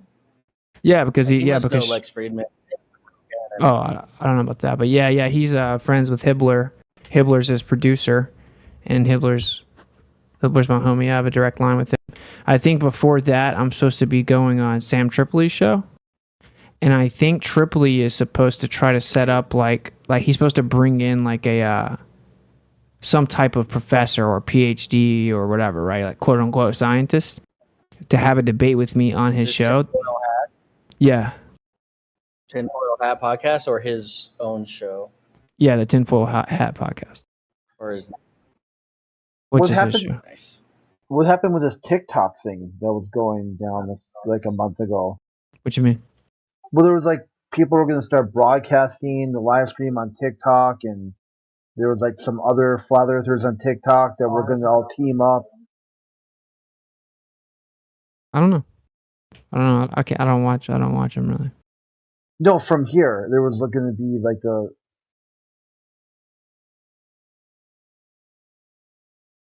I don't know, but you know he did officially come out as a flat earther? No clue. So I think now's like the time, you know? Because Hibbler was on his show, and that's the show he finally came out, and Hibbler was like, you know, whatever. He like put a word in for me. He's like, I put my money up against anybody that Witsit will beat him in debate, blah, blah, blah. And I think he messaged me later and said that he's down to set up some type of like bigger name to come in and debate me. That'd be fire. And then maybe I could talk to Eddie. Like a bigger PhD. Can you imagine though what like that's why they'd be scared, because you can't go in there and lose to a flat earther if you have like a name, you know? Yeah, that dropped out of college. It's a whole lot to lose for them, dude. It's a whole lot to lose. Yeah, I agree. But it's very difficult. Who's got the balls, you know? What I tell Gotta have so the balls. check this out. If you want to be on Lex Friedman, Watch the 2 videos I just posted for you. All right, That's your angle. It's a very easy angle. So it's basically rolling off of Donald Kaufman, which is basically what the video Plato explains is that physics is moving towards subjective idealism, right? Which essentially is the idea that quote unquote evolution doesn't select for truth, it selects for functionality, right? So that opens up the idea that the basic construct of reality that we understand is not necessarily true. So that means there's a great deception that we live in, right? You can already see the segues to how easy this would be to appeal through this way to Friedman's curiosity of what flat earthers would have to say about this grand deception on a truth-based level. Nice, yeah, bro. I saw a clip from this video. He was saying that, just like you said, basically the time of space, like the moment of space time and evolution is passing, and they were good enough for a while, but we need a new trick, quote unquote. Like, how about we leave the tricks out of it this time? But he said, but he was explaining that basically, like, assuming space time and quantum mechanics requires like literally billions of simultaneous equations be done in like a matter of seconds, and supercomputers couldn't do it. But then when they got rid of space-time, they were able to boil it down to a singular equation that had predictive capability, and we're kind of realizing that space-time is just a hindrance and it's improper, as well as the evolutionary assumption. And basically they're talking about, well, yeah, what you're talking about, yeah, like there has to be some type of specific intent behind it all. But they're not going to bring up God, of course. But yeah. Well, so in this idea, if you watch Plato first, and then watch the next one, you'll see that Plato's angle is otherworldly entities. Okay? So if you then watch the other thing, you'll see that he's talking about the concept of extraterrestrial entities existing in the construct of the consciousness-based reality. So, for example, a pantheon of demigods, a pantheon of Lovecraftian entities, etc., would exist within this world. They'd be logically necessary, right? So you then have this angle where it's like, okay, why would the entire world be a deception? And why would there be motives to hide it and to prevent it as a globe? So we already have a scientific, quote-unquote, angle from Kaufman talking about it. And then both of these men together are saying that there are powerful consciousness existing within reality. Now, if that's true, consciousnesses can have designs, right? Intents, motions, motives, right? So the philosophical pull here to tempt the man to want to talk about it, I think it's rather easy. Yeah, nice. That's cool. I will definitely watch these. And that's where I think I do differ with a lot of flat earthers. I think that like some version of speculation or tentative replacement gets you in the door on some of these platforms, right? Like if I was to say, oh well, nah, space-time's wrong, but I think there's an explanation that would work, blah blah blah. Or like just to talk about how like the heliocentric model doesn't work and kind of dip into their pseudoscience about astronomy and stuff to show why it doesn't work. We don't have to do that, and it's kind of gay, but it may get me in some of these places, but I do like this suggestion as well. This is cool. Like he's kind of primed for the picking, I guess what you're saying, right for the picking, like philosophically. I'll have to I'm trying to put a team together that'll help me reach out to these different places and be real professional, and maybe we can pull it off. We'll see.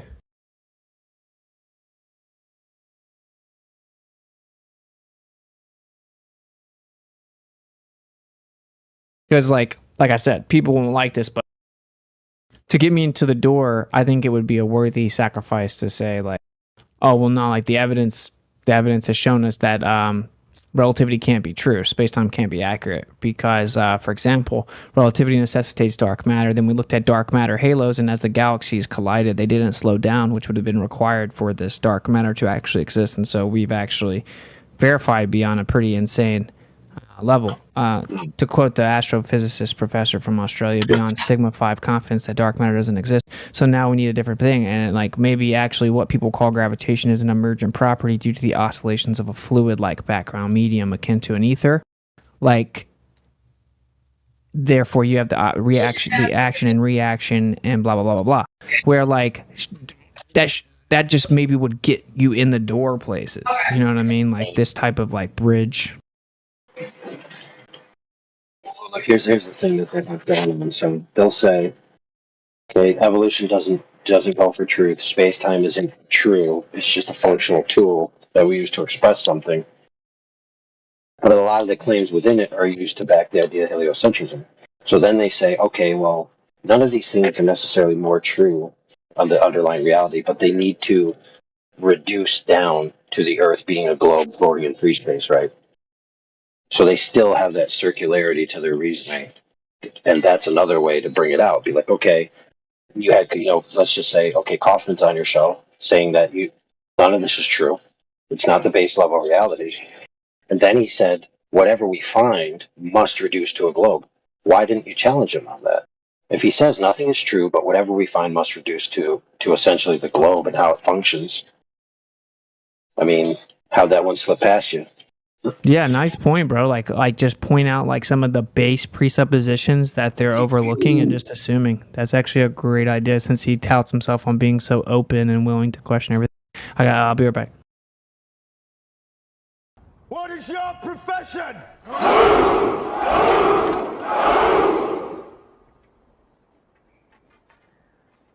See, old friend, I brought more soldiers than you did.